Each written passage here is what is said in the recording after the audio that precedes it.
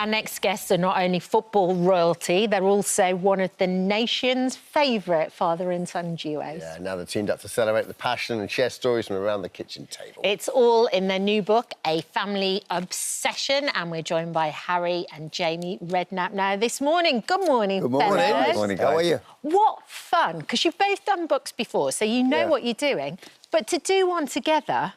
What an excuse to go and have a chat and have a lovely time over a pint or whatever. That's what it was, Dad. Really. Good fun, yeah. And the guy who wrote it was Leo Moynihan. Leo was an amazing football man. He's an encyclopedia of football, really. So we were just reminiscing about all the old days and great players that I'd played against and had watched, and he really knew all about them as well. So it made it interesting. We obviously did the writing, though, Dad, didn't we? Yeah.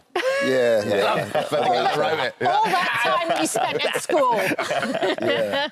But Harry, I mean, that must have been a lovely upbringing for you and your career, because your career took you everywhere. You were in Seattle, weren't you? Yeah, went to Seattle, and played out there. I went out with Bobby Moore and Jeff Hurst. Wow. Who both obviously played in the World Cup winning team. Yeah. Were teammates of mine at West Ham. And that American League was so exciting back then. Great times. We went out there, and our first game we played, it was in the new stadium in Seattle, the Kingdome. 66,000 people there, sold out, and we played the New York Cosmos with Pelé. And Pelé was an amazing player, Pelé. People don't realise just who won that game? Fantastic. I think they'd actually beat us 3-2, but it was a good game. Yeah. Good game. And Bobby and Pelé, I mean, I've got a picture on my wall at home. It's as big as the wall. It's my favourite picture. Is Bobby and Pelé swapping shirts, 1970 World Cup in Mexico. The respect they show for each other. Bobby Moore and Pelé, two of the all-time greats. You know, it was a great game, that wasn't it? That 70 World Cup was incredible. Yeah. And what are your memories? Obviously, that's a little bit young for you, but Well, it isn't. Yeah, we grew up in the US and followed Dad around Seattle, and he went to Arizona. Yeah. And it just felt... So it was always football, really. It was always in and around it, always in dressing rooms, listening to conversations I shouldn't. When Dad would walk out a few of the plays, maybe have a bit of a go at Dad, and I'd shut my ears. Or join in. Yeah, join in. But no, very lucky. You know, I had that football education from such an early age, and it obviously stood me in But in Seattle, I mean, you used to come training every day, you and Mark, didn't you? You know, when, say, Bobby... Jeff Hurst, all the great players that we had out there at that time. Mike England, who was a great player for Tottenham back in the day. And Jamie, and they'd be around playing football all day with the kicking about on the training pitch, you know. So it was football for them. It's interesting, though, as well, like your relationship too. That's the lovely thing about it. When you write your chapter in the book about your dad and saying, you know, he's my best mate. You know, you've got football that unites us, but it's your relationship, I think. Yeah, very lucky cat, yeah. But I suppose it's when you have a common theme, something you love so much, and it's obviously football's been so kind to us. It's given us a great life, still is now, and it gives you opportunities. And I was very fortunate because when you dedicate yourself to something, to be a footballer, you have to make a lot of sacrifices. For some, it goes well. For others, like this is sort of time of year when a lot of kids are maybe going to get released from football clubs and their dreams are going to be crushed. For others, it's the start of an unbelievable life. So I've been very fortunate that football has been good. Had ups and downs, obviously, with injuries and whatever, but I think the memories that we've shown in the book and some of the people we speak about, and that was why it was nice to always go down memory lane and talk about like the hardest footballers, the best players, the greatest games. It was quite good because we had a few arguments as well. Not arguments, but different discussions. But can we have a little hashtag pray for Sandra? Because never mind the sacrifices you make, that poor woman, and still is, so you used to bunk off school. Yeah. With him in full knowledge, with his permission. Mum, the only thing is, though, good thing, no one knows. Mum doesn't, she's got no idea. So the good thing is she won't be watching this now. She still thinks I went to school and come out with loads of O-levels. Don't worry about that. So what used to happen? You used to turn up at the end of the day and go, well, I'd pull up to the school gates early. I was manager of Bournemouth at the time, you know, and we'd get to just outside the school, and James said, "Oh, Dad, why have I got this rubbish today? We're doing history or geography or something. Can I come training? Let me come training with you." And I went, well, all right, come on. So we go training. He'd come and train and join in and whatever. And then I'd drop him, we get home about 4 o'clock. And my missus thought he'd been to school. You know, it's terrible, isn't it, really? But she did discover when he couldn't read or write at 15 that he'd been bunking off of school, you know. That bit is definitely not He true. hasn't done too bad. He hasn't done too bad. I love the story that you had to do his paper round. Yeah, I did. Yeah, I got them made them do paper rounds. I thought, you know, get them up out of bed in the mornings, get them do a paper round before they go to school. But they was always, not always, but some mornings they were late getting them out of bed. Well, I was a spare boy. I wanted to learn all the different rounds. Yeah, so then when he was a spare boy, spare part. I know, but then you come and help me a couple of times. And so I'd go out. We're late. We're late. So I'd go over to the shop to help him. I delivered one morning, and I swear I was a manager of Bournemouth at the time, and I went to put the paper through the door, and this gentleman came out with his dressing gown on, with a raving ump because the paper was about an hour late. He opened the door, just about to have a go at the paper boy, and he went, "Oh, it's Harry, isn't it?" I went, "Yeah." He said, "What are you doing?" I said, "But don't pay much that Bournemouth deal." I said, "I've had to get a paper round as well, you know." He didn't have to take half the £3.70 at the end of the week. I bet he did, and commission. Yeah, exactly. Good days. I've got to ask you about I'm a Celeb as well. Are you watching it? Do you, like, look back at it fondly and go, oh, this is quite good? Yes, yeah, it's great to see it. And they look a good group in there again this time. Don't they? They're enjoying it, you know. Who do you think is going to win, then? Because you came out as king, so who do you reckon might... I don't know. I think Danny's got a big chance, you know. Yeah. I like Danny. I played golf with him. He was in Soccer Aid. He was a great he's lad, isn't he? Lovely lad. Look at you there, Dad. Look, that was amazing when you won it. Yeah, oh my God, yeah. It's like he's been on a detox. I'd never seen the programme before I did it. I swear that was the silly part about it. I never had a clue what it was about, you know. Did you think you were actually going to get fed properly? I honestly, I thought there'd be a caravan out the back, you know. OK, bacon sandwich, everybody. Off you come. And cut. Sausage sandwich, a cup of tea, chocolate biscuit. Off you come. What was the worst bit about it? Oh, probably at the end. Well, they're long days, you know. If you're not doing a trial, you're sitting around quite a bit, you know. But it's what you see. There's no gimmies in there, is there? Everything is as it is. There's no, you know, there is no... Everything is very basic. It was quite... You did so well. Yeah. Good fun. And no Sandra to look after you as well. That's a big... Absolutely. Well, yeah, and I think the worst thing I'd done was saying that I'd love a jam roly-poly with custard, because when I came out... We were getting... Oh, my God, yeah. We were getting about 100 through the post every week. Jam roly-polies? Jam roly-polies, boxes and boxes of them. And Sandra used to go and feed the homeless on a Thursday down in Bournemouth. And even the homeless were going, "Oh, not bloody jam roly-poly again. Can't you cook nothing else?" I mean, it got a bit embarrassing. It is smashing to see you this morning. Good. Absolutely Nice lovely to see you. The new book, A Family Obsession, is out now. Great Christmas present, Thank by you the for way. having us. Thank you so much for visiting our This Morning YouTube channel. We upload new content every single day, so go ahead and hit that subscribe button, and we'll see you in the morning. But before cementing itself in history and before anybody had ever heard of something called a charity record, the real story started when two musicians decided to use their talents to raise some money for people facing an unimaginable situation. And those two musicians, Bob Geldof and Midge Ure, join us now. And I have to... So I was supposed to say £200 million have been raised, but in today's money... It's about 480 million. Wow. Value. Yeah, not 2 million, thanks, guys. I'm glad you 200 million. Yeah.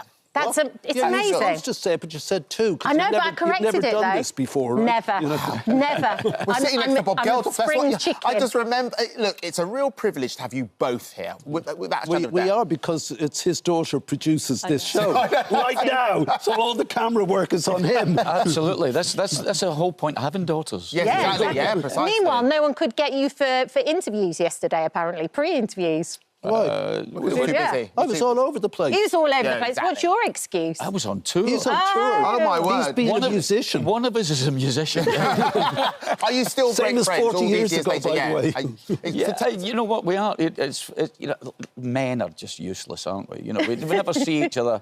Never, you know. And then the moment years go by and you bump into each other again somewhere, and it's like those years didn't exist. It just instantly comes back again. But we're constantly texting. I'm glad to say Bob now can spell, because he used to text like a teenager, and it would take me hours to kind of reinterpret what he was actually trying to say. I just eliminated the unnecessary consonants. You just don't use vowels or whatever, you know. Bob, when you think about it, it all started with you watching that Michael Burke report. Yeah. Can you take us back to that day and just the process of from that to recording the key thing is the time of year.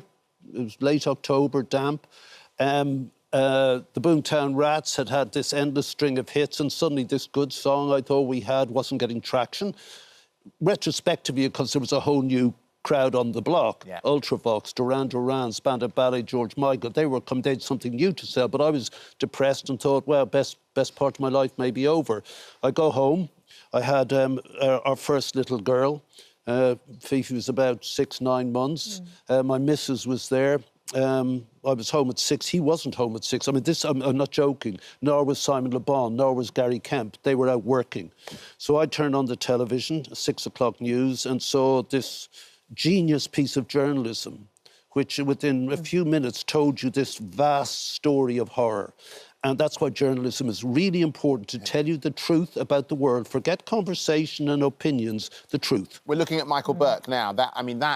Even now, I remember that image so vividly. Well, it was so interesting because he was on last week and he came here and I was talking to him about it and I was saying, I was 8 when that went on the TV and I watched all of the reports back and it was so visceral how I distinctly remember it, even as a little girl, being really shaken to the core, and he was talking about it and saying, what you didn't see were the smells, the sounds. He arrived there and it was pitch black. And he woke up in the morning and there were 40,000 starving people in front of him, and he had no idea when he arrived. I know, it is, but he was able to encapsulate that in very tight, précis language, which spoke of rage and anger, but in a very posh English middle-class accent, so it hit home to you. Yeah. And the three of us, and Paula took Fifi and ran upstairs because she couldn't watch it. And the next day she went up to Newcastle to go with Jules Holland. The two of them hosted the go-go rock and roll show of the 80s called The Tube.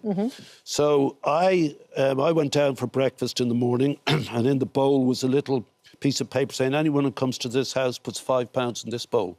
And I thought it had stayed with us all night. We hadn't talked about it or anything. And I thought, that's good, but this really does require more. This requires something of the self. And I thought, I'll call it Who's on the Show. Remember, the Rats were tapering off now. So I couldn't guarantee that we were going to have a hit, you know. So what I do is I write tunes, so does he, and that's the most I could do. So if we're not going to have a hit, find the people who can make this a hit. So I called a Tube and I said, who's on? She said, Midge, she's here beside me. And I said, put him on, and... Who says no? You know, none of us had seen the footage, as Bob said. We were all out working. And he said, he told me what he'd just seen. He said, can we meet up? We did. Met up in London. Came to the obvious conclusion that we're actually skilled at nothing but possibly writing a tune. It was kind of cold and calculated when you think about it. If we wrote a Christmas tune, you know, we couldn't just cover a Christmas tune because 50% of the money generated from a record goes to the writers. So I had to write something. So Bob had this thing, and I went home after our meeting. Excellent tune. That's what I meant to say, of course. This wondrous thing. I saw that shot. That left me as I was making this point because it's his daughter running this show. Gonna tell you all. Oh, wow. OK. Yeah, so I you know, having spoken about this, we made a Christmas tune and got it to #1 with the help of all our friends, of course. You know, a record can sell 2, 3 times as many over a Christmas period as it can #1 any other time of the year. So I went home and I came up with my little Z-Cars theme, and Bob turned up the next day with a guitar with hardly any strings on it and sang me what he had. And I spent 4 days in my studio gluing all this together, playing all the instruments and stuff, while Bob bludgeoned our poor friends to come and join us and help do this thing. So back in the day, I mean, in that era, there weren't mobile phones. So you were phoning, like, people's offices, phoning their management to try and corral them all to do it. So we've forgotten a lot of this, but there's, you know, and neither of us thought about, you know, outtakes of stuff. So the video is made, and Jill Sinclair, who sort of finds all this stuff for Band Aid, she found all the outtakes and pieced it together into this extraordinary documentary, which is going out Thursday or Friday. That's Channel right, 4. No, not Channel 4. BBC 4. Again, BBC 4. Who briefs you? Who does your research? Deeley, can you be professional? Because we are. Please aren't these BBC 4, for God's sake.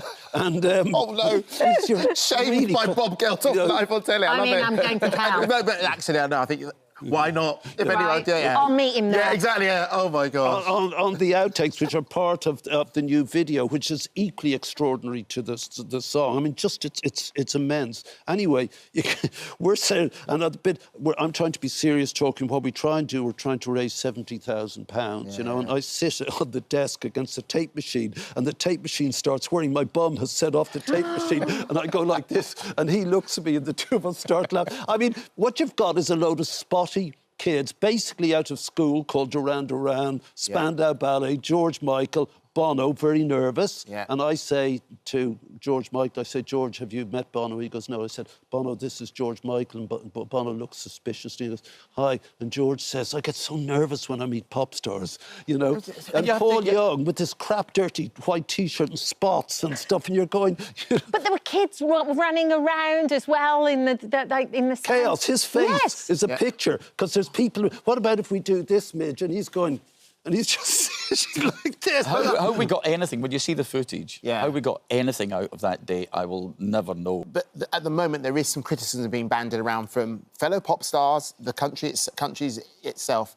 How does that make you feel? And do you think you are still helping, and this new version will continue to help? Oh, absolutely. The bottom line is that for 40 years, we have worked with the result of famine, climate change, war, you know, and the result of that is children. The result of that is you know, tonight there'll be someone sitting with no idea of where they're going to be living or sleeping or what they're going to be eating or whether they'll wake up tomorrow. That is the result that is there, that we deal with on a constant basis. You know, the fact that everyone has an opinion is great. We embrace that. You know, the fact that people are talking about this, we embrace that. You know, the dialogue is incredibly important. It brings it to the surface again. And it doesn't matter which side you're on. All sides need to be covered. You know, Africa standing on its own feet, absolutely, we get that. We totally agree with it. For 39.5 years, we have put money into long-term development within Africa, within sub-Saharan Africa. You know, for the first 6 months, it was immediate aid we had to send. It was medication and sorghum and high-protein biscuits and, you know, transportation, whatever. So we are there. The fact that people are discussing this and there is a dialogue going on is brilliant. That's what it's meant to do. Our job, all the way through the initial years of Band-Aid, was to keep the cameras focused.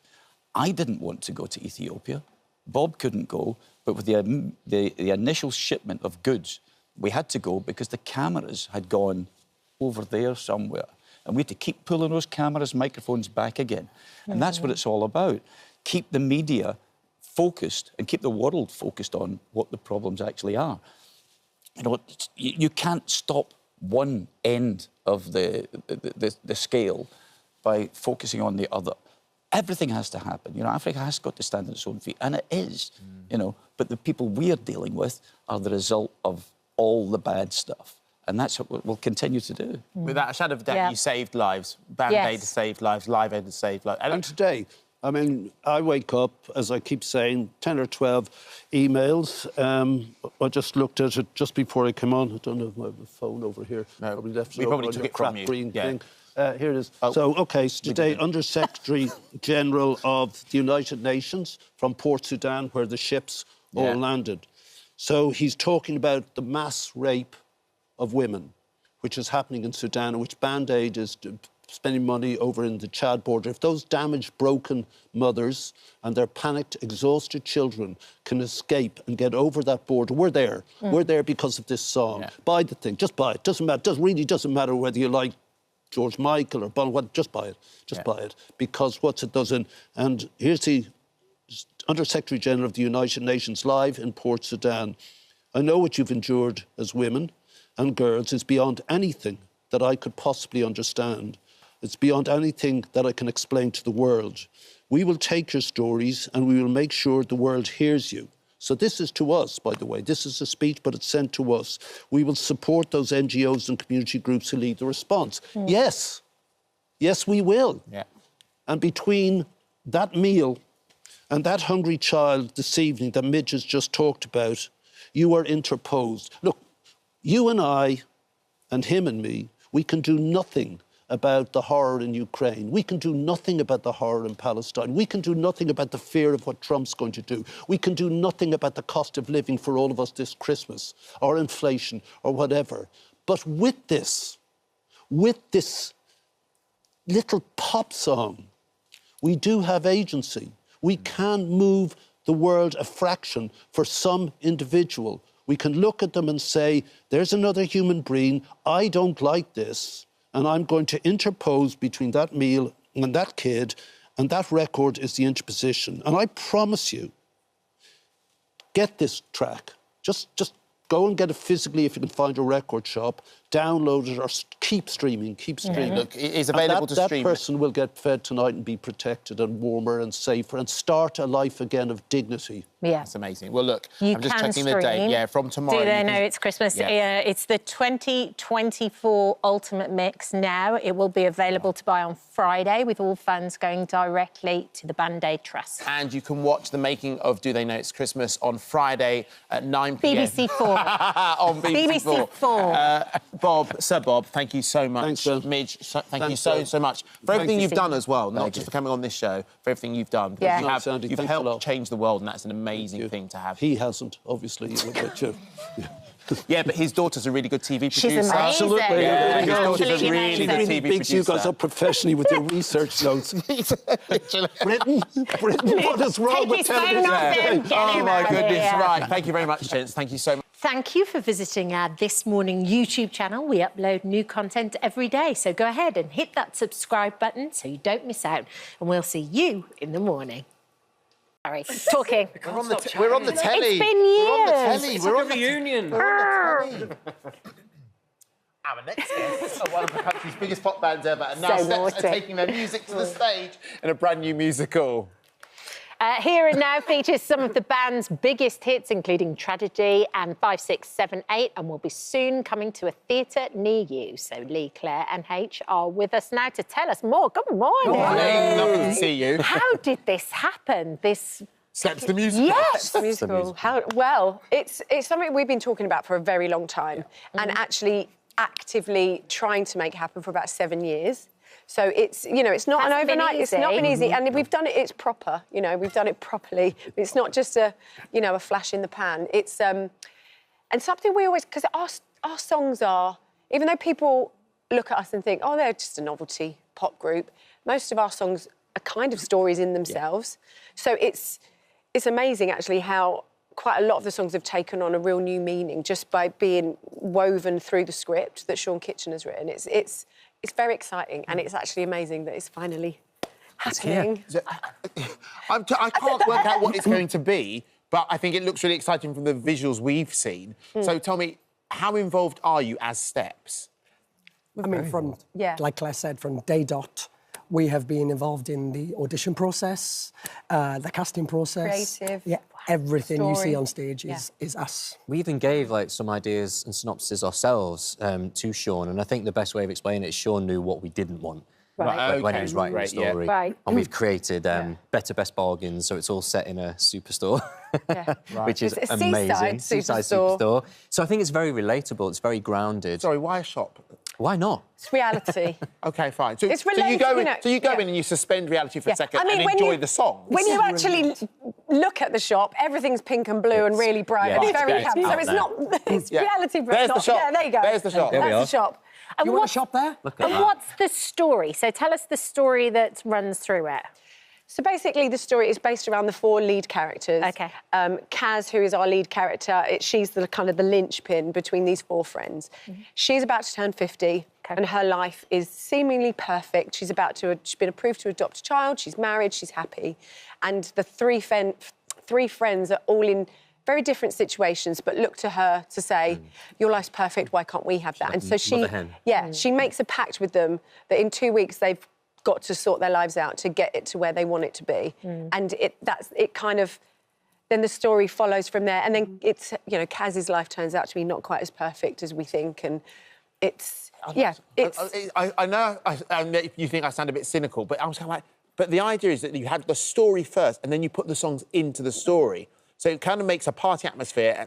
And because you've got slow songs as well in your repertoire, then actually it helps the storytelling. It's not so much that. I think Sean has been really, really clever with it, actually, and he's studied every single one of our songs, because there's quite a few that aren't in there that could have gone in. Okay. So he's really thought about where each song is placed, and narratively, they work perfectly. Even 5, 6, 7. Yeah, even 5, 6, 7. How does that one fit in? It's the half-price hoedown. Is that what it is? Yes. It's hilarious. I love that. Black Friday. It's brilliant. Yeah, it's really funny. So how have you have you showed it to people? Have the audiences seen it now? It's at the What's been the response? Well, it's at the Alex in Birmingham, isn't it? Yeah. It's been sold out. It broke all box office records there, which was fantastic. It launched, the gala night was the 19th of November, and it's there till the 30th of November still. Yeah, just another So week. it is there. If you want your tickets, go and see it at the Alex in Birmingham. But then we are launching a tour starting the 2nd of September next year, and that goes on for 10 months. Up and down the country, and it opens in Manchester. Wow, and do you think it might end up in the West End, maybe? I hope so. Yeah, we Come hope on. so. We're hoping. There were a few people that might have come last week that enjoyed it. It's exciting. Yeah. Are you quite tough bosses as well? Do you sit there with like a clipboard in the audience and go, right? I think the great thing is we've all done musical theatre as well, so we get it. For the kids, as it were, the young people, the actors and actresses in it, it must be quite intimidating for them as well, because they'll be old enough to know all of your songs. They'll be old enough to appreciate what you've all done. Yeah. They'll be old enough to say you've had 30-year careers. Do you know what I mean? Almost. And then they're going on to sing your song. Do you know what the best bit is? Go on. There's a Steps mega mix at the end. The mega mix is amazing. It's the longest Is there a finale glitter ever. drop 7 as minutes. well? There's confetti. There's, you know. I knew it. Lee's like me, still can't believe it. You're like, yeah, it's amazing. It's incredible, actually, to be in the audience and kind of listen to all our music in a very different way, Yeah. and then hear all the reactions of the audience as well to what's happening on stage. And obviously, we've been there from day dot. We've put ideas forward. We've seen it come off the page, and it's now there. It's real. It's in our face, and it's just a phenomenal experience for us in a very different way. And do you know what's lovely to hear the cast? They're having an absolute ball. They're really enjoying it. And a couple of times when we went to watch it, we sneak out and we stand by the side so you can see a few of them in the wings, and they're all singing along and dancing in the wings while the mega mix is going on. So it's to have a cast that are really loving being it, enjoying it. Also, we have Judi Dench's daughter in the cast. Yes. Dame Judy's daughter. Yeah, she came to see it. Dame Judy has seen it. Yeah. Has she? She has. What did you think? She loved it. She was up dancing. What was the line at the end? She said, "What's that bit at the end where they do all the songs again for no Why do reason?" we do all the songs again for no reason? Maybe we can do that in Hamlet. We'll repeat all the best lines and do it again at the end. So she loved it. She loved So it. it's playing now. Yep. Yes, Next until week. the 30th at the Alex in Birmingham, Birmingham. and then it opens in September next year at the Opera House Theatre in Manchester. Which is a big space. Yeah. That's a big old space. You know what's so nice as well is just seeing you all together I love after it, 30 yeah. years. and there's no animosity. You all love each other. Like it's Still just, here. It's Still lovely. doing it. Oh, I love Can't it. get rid of them. Still here. Thank you. Still here. you, Look, guys. honestly, I'd love to see it as well, because genuinely... You should go. There's Oh, a it's real... feel good. Yeah, exactly. It's a feel-good thing, and that's a... I defy anybody to walk out of that theatre without a smile on their face. Okay. Honestly. Here and Now, the Steps musical will begin touring the UK and Ireland from August 2025. Tickets to selected locations are available now. Thank you for visiting our This Morning YouTube channel. We upload new content every day, so go ahead and hit that subscribe button so you don't miss out. And we'll see you in the morning. But before cementing itself in history and before anybody had ever heard of something called a charity record, the real story started when two musicians decided to use their talents to raise some money for people facing an unimaginable situation. And those two musicians, Bob Geldof and Midge Ure, join us now. And I have to... So I was supposed to say £200 million have been raised, but in today's money... It's about 480 million. Wow. Value. It's not 2 million, thanks, guys. I'm glad you agree. 200 million. Yeah. It's You're amazing. supposed to say it, but you said two. I know, but I corrected you've never it, done though. this before, right? Never. You know? Never. We're sitting next to Bob Geldof. That's what chicken. I just remember... Look, it's a real privilege to have you both here. We are, because it's his daughter produces this show right now, so all the camera work is on him. Absolutely. That's the whole point of having daughters. Yes, exactly. Yeah, precisely. Meanwhile, no one could get you for interviews yesterday, apparently, pre-interviews. Why? Was too busy. I was all over the place. He was all over the place. exactly. What's your excuse? I was on tour. He's on tour. Oh, my word. He's been a musician. One of us is a musician. Are you still Same great as friends 40 all years these years ago, later? by the way. Yeah, you know what we are. You know, men are just useless, aren't we? You know, we never see each other, never. You know, and then the moment years go by and you bump into each other again somewhere, and it's like those years didn't exist. It just instantly comes back again. But we're constantly texting. I'm glad to say Bob now can spell, because he used to text like a teenager, and it would take me hours to kind of reinterpret what he's actually trying to say. I just eliminated the unnecessary consonants. You just don't use vowels or whatever, you know. But Bob, when you think about it, it all started with you watching that Michael Burke report. Yeah. Can you take us back to that day and just the process of from that to recording the key a single? thing is the time of year. It was late October, damp. The Boomtown Rats had this endless string of hits, and suddenly this good song I thought we had wasn't getting traction. Retrospectively, because there was a whole new crowd on the block. Yeah. Ultravox, Duran Duran, Spandau Ballet, George Michael. They had something new to sell, but I was depressed and thought, well, best part of my life may be over. I go home.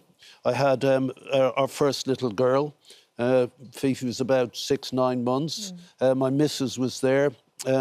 I was home at 6. He wasn't home at 6. I mean, I'm not joking. Nor was Simon Le Bon, nor was Gary Kemp. They were out working.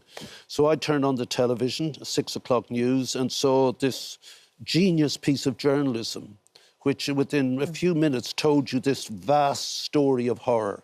And that's why journalism is really important, to tell you the truth about the world. Forget conversation and opinions, the truth. We're looking at Michael Burke now.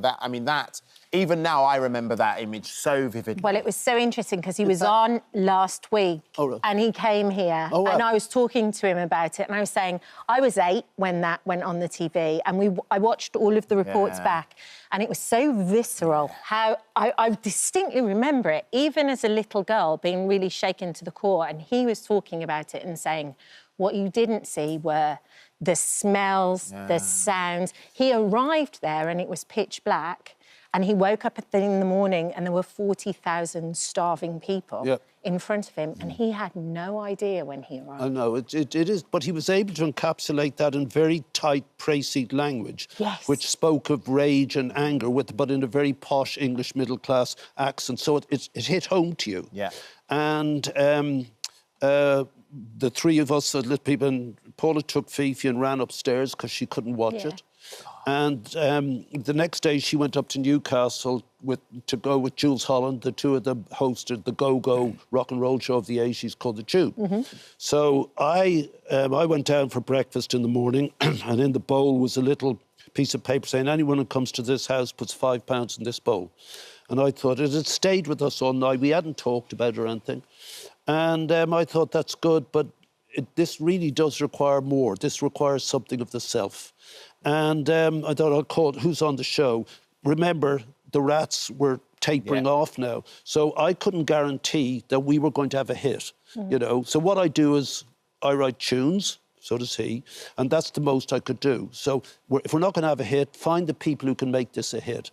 So I called a Tube and I said, who's on? She said, Midge, she's here beside me. And I said, put him on, and... Who says no?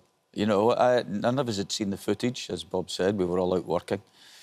And he said, he told me what he'd just seen. He said, can we meet up? We did. Met up in London. Came to the obvious conclusion that we're actually skilled at nothing but possibly writing a tune. It was kind of cold and calculated when you think about it. If we wrote a Christmas tune, you know, we couldn't just cover a Christmas tune because 50% of the money generated from a record goes to the writers. So I had to write something. So Bob had this thing, and I went home after our meeting. Excellent tune. That's what I meant to say, of course. This wondrous thing. I saw that shot. That left me as I was making this point because it's his daughter running this show. Gonna tell you all. Oh, wow. OK. Yeah, so I you know, having spoken about this, we made a Christmas tune and got it to #1 with the help of all our friends, of course. You know, a record can sell 2, 3 times as many over a Christmas period as it can #1 any other time of the year. So I went home and I came up with my little Z-Cars theme, and Bob turned up the next day with a guitar with hardly any strings on it and sang me what he had. And I spent 4 days in my studio gluing all this together, playing all the instruments and stuff, while Bob bludgeoned our poor friends to come and join us and help do this thing. So back in the day, I mean, in that era, there weren't mobile phones. So you were phoning, like, people's offices, phoning their management to try and corral them all to do it. So we've forgotten a lot of this, but there's, you know, and neither of us thought about, you know, outtakes of stuff. So the video was made, and Jill Sinclair, who sort of finds all this stuff for Band Aid, she found all the outtakes and pieced it together into this extraordinary documentary, which is going out Thursday or Friday. That's Channel right, 4. No, not Channel 4. BBC 4. Again, BBC 4. Yeah. Who briefs you? Who does your research? Deeley, can you be professional? Because we are. These aren't this is my BBC 4, for God's sake. And, Oh, no. you're Shamed really by Bob Geldof live on telly. I love mean, it. I'm going to hell. No, but actually, I know. I think, why not? If anyone, I'll meet him there. Yeah, exactly. Yeah. Oh, my God. on the outtakes, which are part of the new video, which is equally extraordinary to the song. I mean, just it's immense. Anyway, we're saying, and I'm trying to be serious talking. What we try and do, we're trying to raise £70,000, you know, and I sit on the desk against the tape machine, and the tape machine starts whirring. My bum has set off the tape machine, and I go like this, and he looks at me, and the two of us start laughing. I mean, what you've got is a load of spotty kids, basically out of school, called Duran Duran, Spandau Ballet, George Michael, Bono, very nervous. Yeah. And I say to George Michael, I say, George, have you met Bono? He goes, no. I said, Bono, this is George Michael. And Bono looks suspicious. And he goes, hi. And George says, I get so nervous when I meet pop stars, you know. And Paul Young with this crap, dirty white T-shirt and spots and stuff. And you're going... You know, But there were kids running around as well in the chaos. His face is a picture, because there's people... What about if we do this, Midge? And he's going... And he's just sitting like this. How we got anything, when you see the footage, Yeah. how we got anything out of that day, I will never know. But at the moment, there is some criticism being bandied around from fellow pop stars, the countries itself. How does that make you feel? And do you think you are still helping, and this new version will continue to help? Oh, absolutely. The bottom line is that for 40 years, we have worked with the result of famine, climate change, war, you know, and the result of that is children. The result of that is you know, tonight there'll be someone sitting with no idea of whether they're going to be living or sleeping or what they're going to be eating or whether they'll wake up tomorrow. That is the result that is there, that we deal with on a constant basis. You know, the fact that everyone has an opinion is great. We embrace that. You know, the fact that people are talking about this, we embrace that. You know, the dialogue is incredibly important. It brings it to the surface again. And it doesn't matter which side you're on. All sides need to be covered. You know, Africa standing on its own feet, absolutely, we get that. We totally agree with it. For 39.5 years, we have put money into long-term development within Africa, within sub-Saharan Africa. You know, for the first 6 months, it was immediate aid we had to send. It was medication and sorghum and high-protein biscuits and, you know, transportation, whatever. So we are there. The fact that people are discussing this and there is a dialogue going on is brilliant. That's what it's meant to do. Our job, all the way through the initial years of Band Aid, was to keep the cameras focused. I didn't want to go to Ethiopia. Bob couldn't go, but with the initial shipment of goods, we had to go because the cameras had gone over there somewhere. And we had to keep pulling those cameras, microphones back again. And that's what it's all about. Keep the media focused and keep the world focused on what the problems actually are. You know, you can't stop one end of the scale by focusing on the other. Everything has to happen. You know, Africa has got to stand on its own feet, and it is, you know. But the people we are dealing with are the result of all the bad stuff.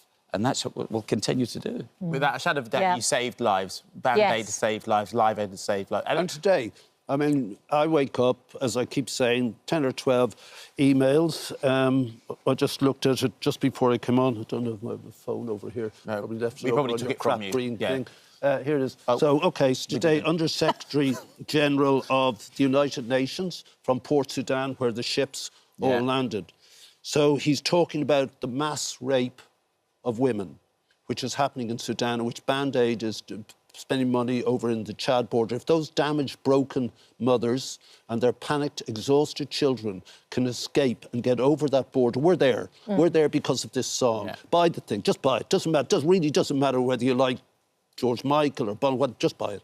Just buy it. Because what's it does, and here's the Under-Secretary General of the United Nations live in Port Sudan. I know what you've endured as women and girls is beyond anything that I could possibly understand.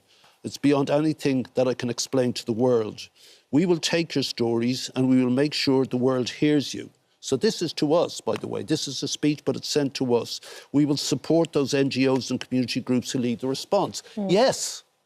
Yes, we will. Yeah. And between that meal and that hungry child this evening that Midge has just talked about, you are interposed. Look, you and I, and him and me, we can do nothing about the horror in Ukraine. We can do nothing about the horror in Palestine. We can do nothing about the fear of what Trump's going to do. We can do nothing about the cost of living for all of us this Christmas, or inflation, or whatever. But with this little pop song, we do have agency. We can move the world a fraction for some individual. We can look at them and say, there's another human being, I don't like this, and I'm going to interpose between that meal and that kid, and that record is the interposition. And I promise you, get this track.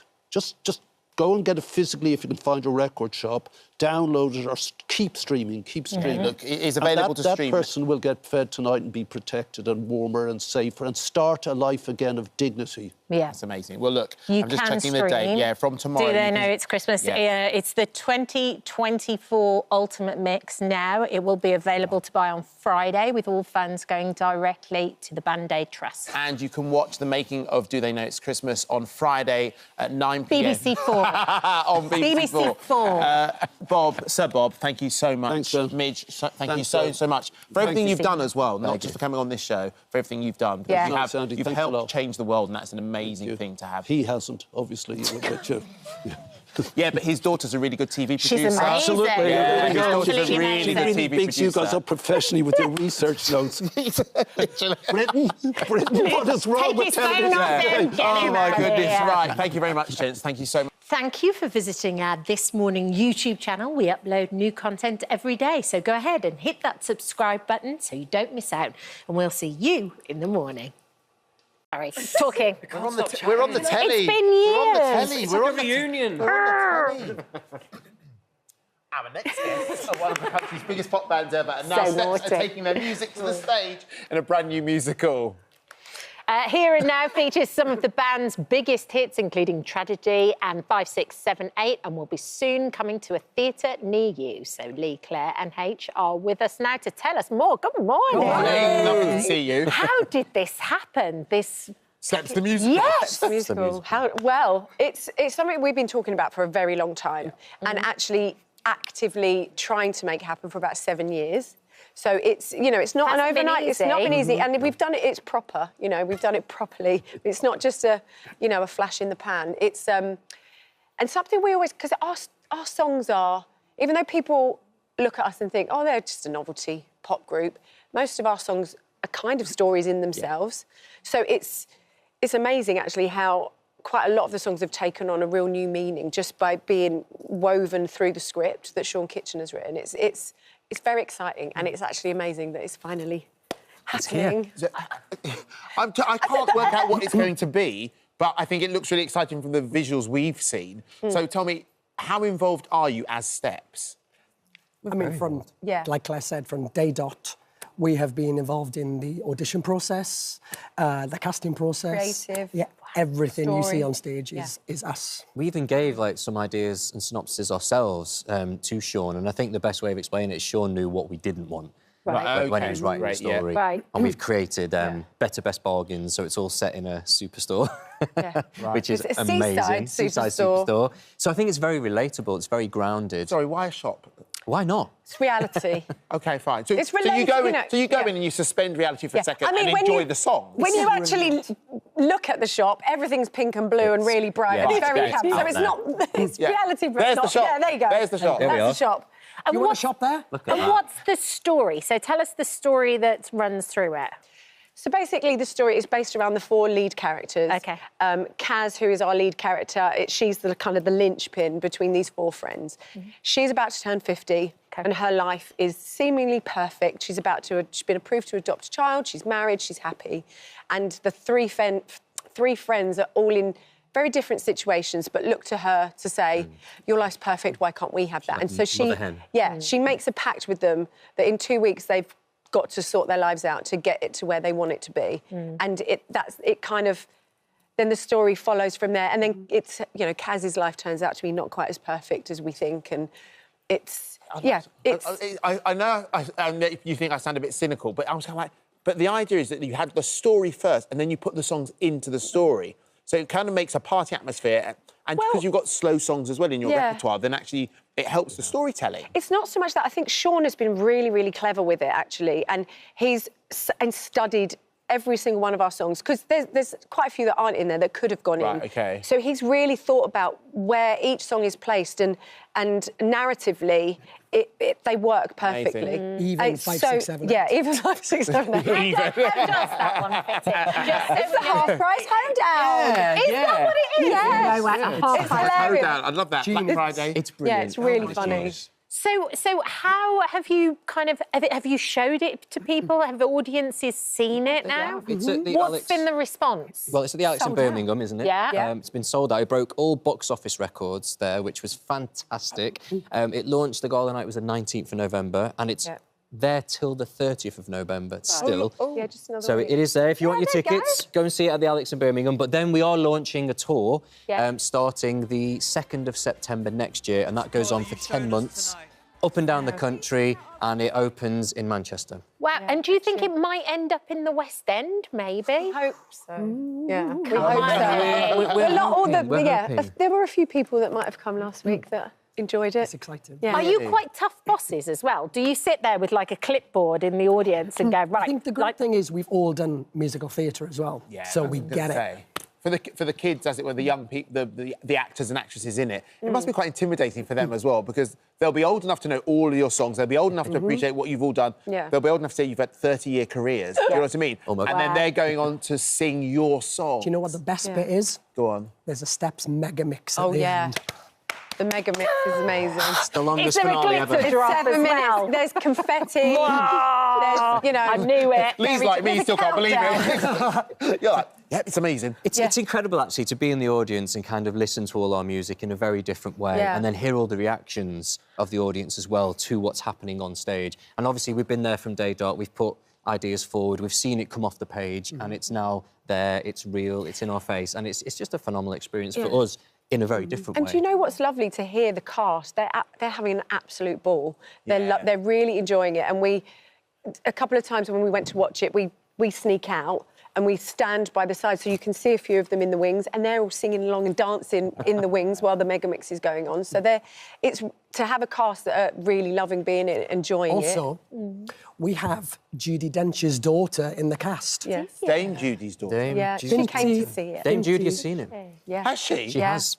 What did you think? She loved it. She was up dancing. What was the line at the end? She said, "What's that bit at the end where they do all the songs again for no Why do they reason?" do all the songs again for no reason? Maybe we can do that in Hamlet. We'll repeat all the best lines and do it again at the end. my God. So she loved it. She loved So it. it's playing now. Yep. Yeah, As we until the speak. 30th at the Alex in Birmingham. Birmingham. And then it opens in September next year at the Opera House Theatre in Manchester. Which is a big space. Yeah. That's a big old space. You know what's so nice as well is just seeing you all together I love after it, 30 yeah. years. and there's no animosity. You all love each other. Like, it's Still just here. It's Still lovely. doing it. Oh, I love it. Can't get rid of them. Still here. you. Still here. Look, honestly, I'd love to see it as well, because genuinely... You should go.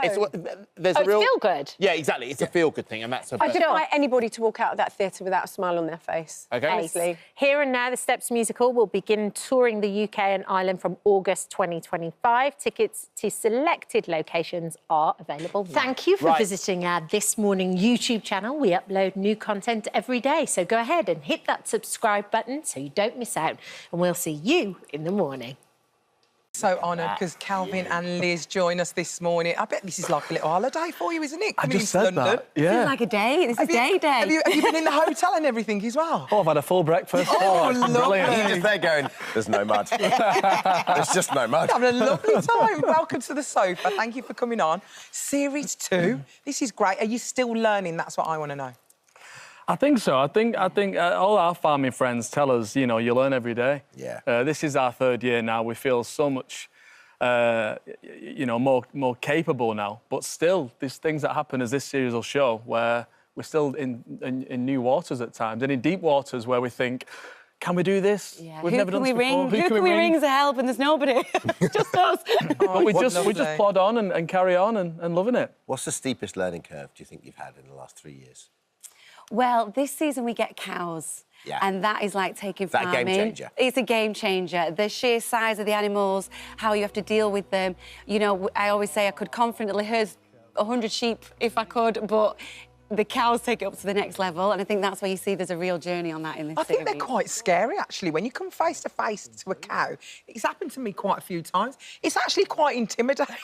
Yeah, I know. Seriously, no, seriously, I have seen cows quite often, and they are quite intimidating. Do you find them intimidating?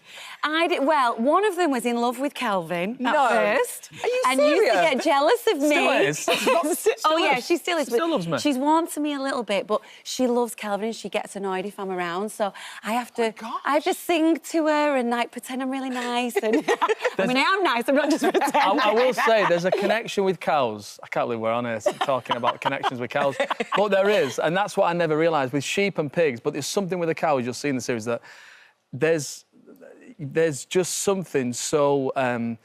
You look at them and you feel like they're looking back at you, and I've not really had that with other animals. Yeah, you don't get that with dairy sheep. or beef? Beef. So we've got a beef that's herd, the yeah. thing. I just, like, it must be the hardest thing then. And I've got mates of mine that are farmers, and that mate of mine said that her dad would get so upset when it came to taking them to market that he'd go and do his mate's cows, and his mate would come and do his. Oh, really? Because he didn't want to be there when they weren't there, if that makes sense. Do you know what I mean? Because of that connection. Yeah, we've not done it with the cows yet. We've done it with lamb and with our pigs. I slightly kind of the other end. It's been a real sense of pride, and this is coming from somebody who's only ever consumed meat. Yeah. And to suddenly get a full understanding of the process, to rear that animal with love, with care.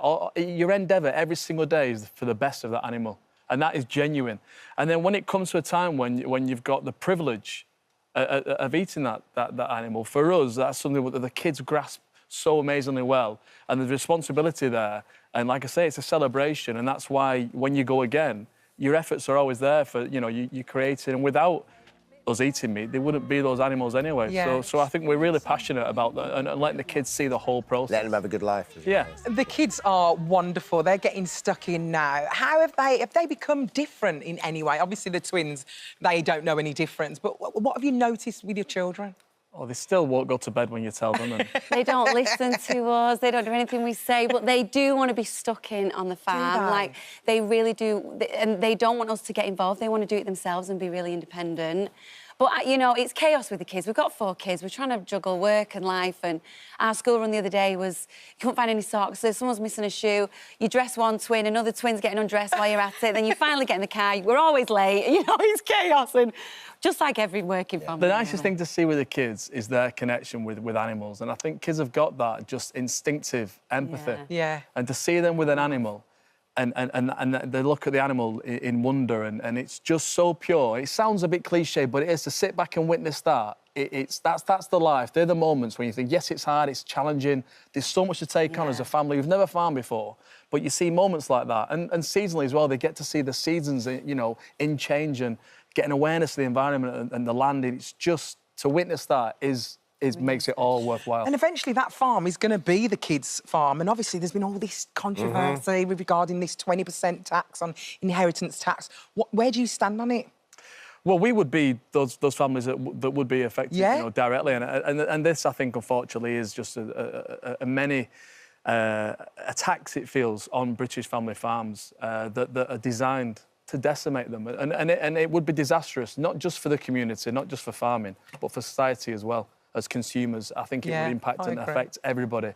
And I think a lot of it feels like like I said, I've got mates on farmers. A lot feels like there's a frustration. Not just that, it's a frustration like how much money they get, how they're treated, how we treat our farmers, how supermarkets dictate the price and so forth.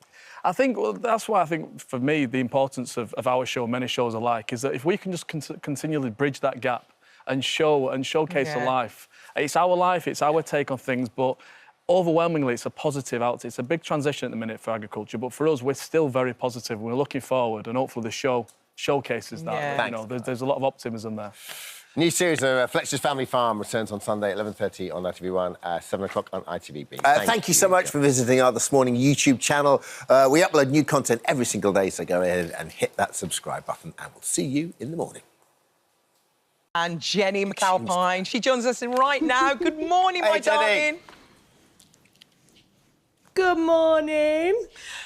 It's so lovely to see him in the jungle at the moment. How are you finding it? Are you enjoying this year's series? Yeah, I so am. And I keep thinking, like, now I'm here in the Rovers, he should kind of be here with me.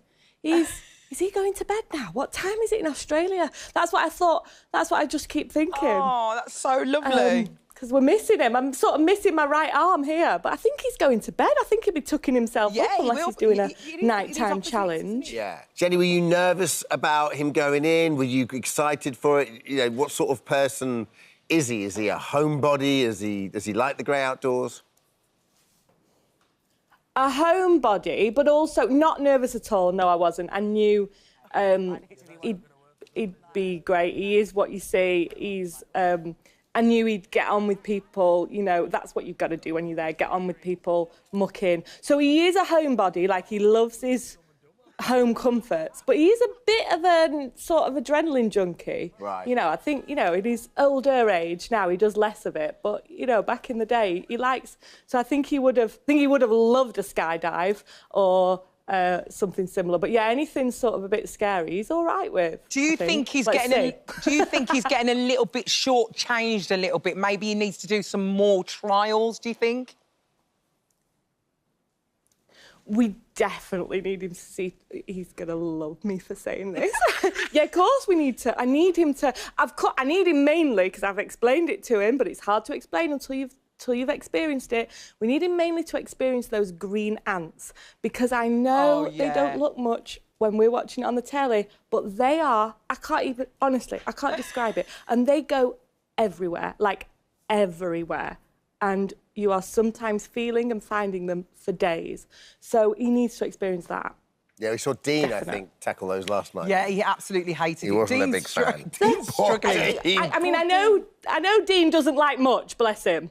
But those screams, honestly, everyone would do that with the green ants. They are something. So what tips did you give him before he went in? Like, did you sit down and have a chat about it? Yeah, mainly, and I was happy that he's had a little bit of sugar in the little cupcakes that they had the other night, because that is my main thing. That was mine. Just if they ask you what you want, like if we were to give you a treat at some point, if you're all very well behaved, what would you have? Which they do. Then sugar. Don't say like cheese or something, because you don't want that when you're you definitely want sugar. I mean, you did so well when you was in the jungle. You want a chocolate bar. You did so well when you was in there. Shall I see if they still fit? Oh, did you see if they still fit? I can't believe you actually took it.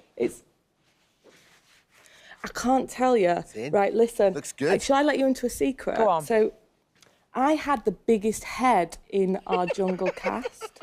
So this is a 59 hat, which I think it might have even got bigger, my head, because it's a bit snugger now. Some people were like on 52s, 53s, and I was on 59. Anyway, just a little tidbit for you there. I think it still smells a bit of sort of fire, but my friend's just had a sniff of it, whose husband was a firefighter, so maybe that's why she's got the... And she says no, but maybe it's just evoking the memories, because you just can't get that smell of that campfire off you. Do you know, that's one of my biggest regrets, I don't know whether to keep it on or take it off now. Keep the hat. The fact that I didn't keep the hat. Can you walk out, with your strap? They told me that you wasn't allowed. They said, you're not allowed to take anything. So I listened to what they said and didn't take a thing. I am clearly a thief. Yeah, no one would want this. Honestly, there has been fish guts, sweat, tears. However many years? How long is it? 7 years ago. Honestly, it's still all in there. So. Jenny, what Shall do you I think? take this off or put it back on? I keep don't know what it to do on. now. I like we're it. live. Leave it on. Jenny, what are the right, here biggest we go. challenges do you think he'll face? Because I remember when they saw, I mean, I've met him a few times down the years. He's such a lovely guy. But when I loved his film when he went in and he said, I'm a vegetarian. He said, not because I don't like meat or fish, just because I was too lazy to chew anything when I was a kid. So my mum just gave me vegetables. That's hilarious. What do you think his biggest, what are his biggest he challenges? He's got better. He's got better in his old age, but honestly, he was one of the only vegetarians who didn't eat vegetables. So younger, I mean, he ate chips and cheese. He won't mind me telling you that.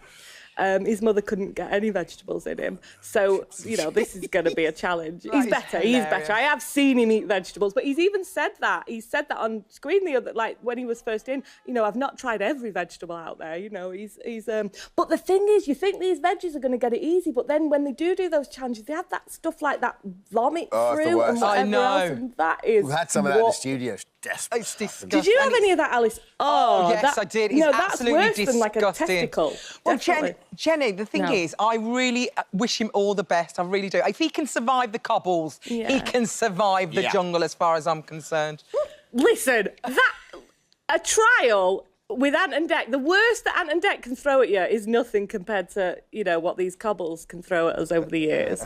Oh, thank you so much for joining us, Jenny. Thank you. I've been chatting. Bye, darling. Thank you, guys. Oh. Should have kept the hat. I'd love to have seen you in that hat. Oh, well, it's gone. The moment's gone, darling. The moment's gone. I should have kept the hat. I'm a Celeb, Get Me Out of It airs every night, 9 p.m. on ITV1, of course, STV and ITV. Hi, everyone. Just wanted to say thank you for visiting our This Morning YouTube channel. Now, listen, we upload new content every day, so go ahead and hit that subscribe button so you don't miss out. And we'll see you in the morning. You. Woo! Yeah, you scare me every single day. I'm a good prankster, jokester. Hello everyone, it's Tasha and Alyash here. Good morning, we are backstage at This Morning playing the game of Who's Most Likely To. Should we get started? Let's get started.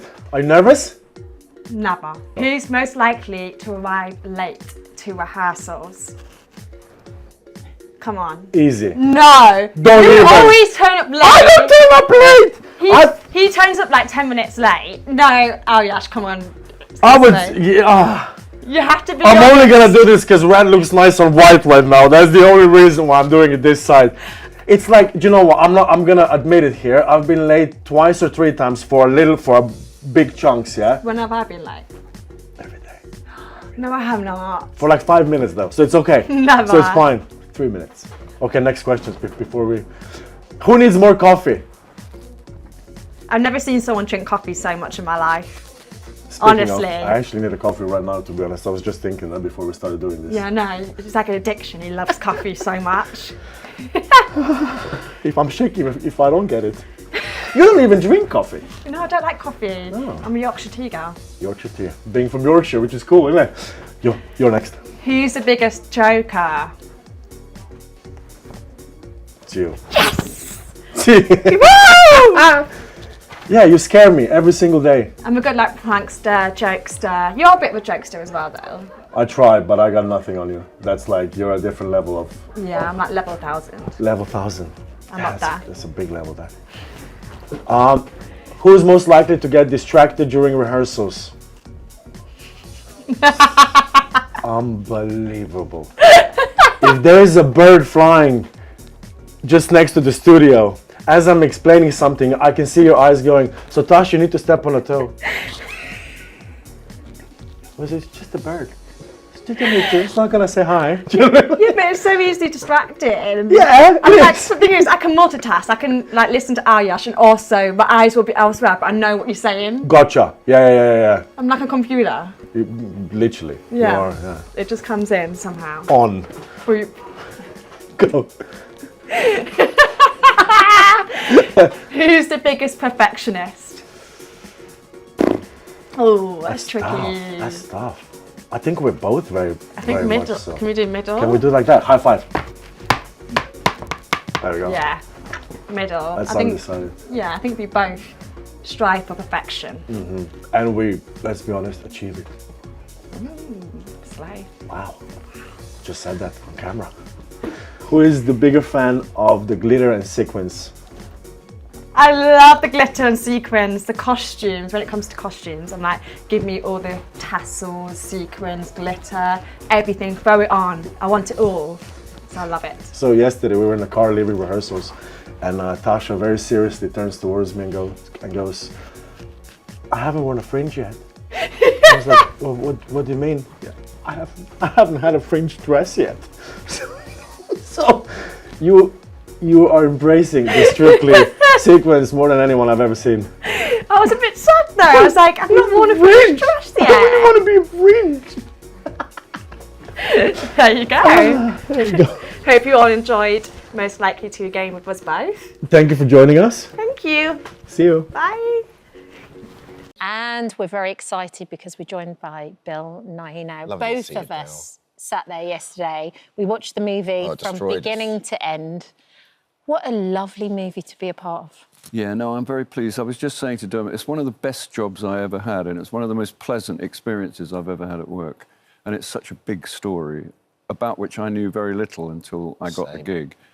And it's quite extraordinary. These three people, two scientists and Patrick Steptoe, the surgeon who I play, persisted for 10 years, and they failed and they failed and they failed, and the newspapers called them Dr. Frankenstein, and the church came out against them, and people didn't talk to them. They got no support or funding from anywhere, and yet they continued. And Louise Brown was born probably 47 years ago, and they were then hailed as medical pioneers, and the church retired their criticism, and everybody, and now there are, it is estimated, 16 million women who have children who would not have had children had they not persisted. So, and one of the great things about it is that Jean Purdy, played by the fabulous Thomasin McKenzie in the movie, she was airbrushed from the whole history because she basically didn't have a penis. So she was completely, wiped out. In fact, she provides the last piece of the puzzle that made the whole thing possible. So this film is the first time that she's been kind of placed front and centre in the story, so that's a good thing. Well, because she never went on to win a Nobel Peace Prize because she died actually at the age of 39, I think, of cancer. Yeah. But they've commemorated her work now on a plaque. Yeah, they have finally, yeah. Right. And this film is testament to her courage. And she was the one that when they did, in fact, give up at one point. Yeah. And she was the one that galvanised them and got them back in the race and made it all possible. So that's a good... There's nothing like cinema for that, I think. Just tell those untold stories. Yeah. TV to a degree as well. But just that 2 hours of just encapsulating a story and telling these untold stories from history, the genes of the world. It's just it's just a beautiful film to be a part of. And like I said, I watched it yesterday and came in this morning to say, Kat, and I said, oh, that destroyed me last night. Yeah. Well, what amazed me was, and it was a different time, and we are quite a slow species to catch on, but the amount of public pushback that all three of them had to endure. Yeah, I know. We do panic at scientific developments traditionally. Yeah. But it was quite extraordinary, and that was what really drew me to the project above anything else, really, was just the extremity of the protests against it and the attacks they had to endure. Because it's just another example of how we panic at certain points and it's not necessary. And now it's seen to be one of the greatest developments in medicine. I mean, there's moments in the film where a baby turns up and there's Sinner written on it, there's Frankenstein lives here, but it even went as far as Jean and her own mother, who was very poorly as well. She was, she was a very active member in her church, and they actually didn't communicate. Yeah, it was that live an issue that it would divide families, in the way that very few things do. Yeah. It was, but now, it's almost universally seen as a fabulous development. Yeah, it's a wonderful point, I suppose, the producer, directors, Jack Thorne, great Jack Thorne, directly impacted by IVF. That was, hugely important to be led by people with a personal connection to it. I mean, I always think actors should be able to act anything because that's what you do, right? Sure. But it must be nice to have that resonance. Yeah, the producer, Amanda Posey, Ben Taylor, the director, as you say, Jack Thorne, the writer, they all have IVF children. Yeah. So I don't know if they came together on that basis, but anyway, that's how it turned out. Yeah. So yeah, that wasn't pressure, that was encouragement to get it right. But there's also a moment in the film where you're talking to Jean and she finally lets you examine her because she's got endometriosis. And it's such a heartfelt scene where you turn around and you go to her, science isn't ready for you yet. Yeah.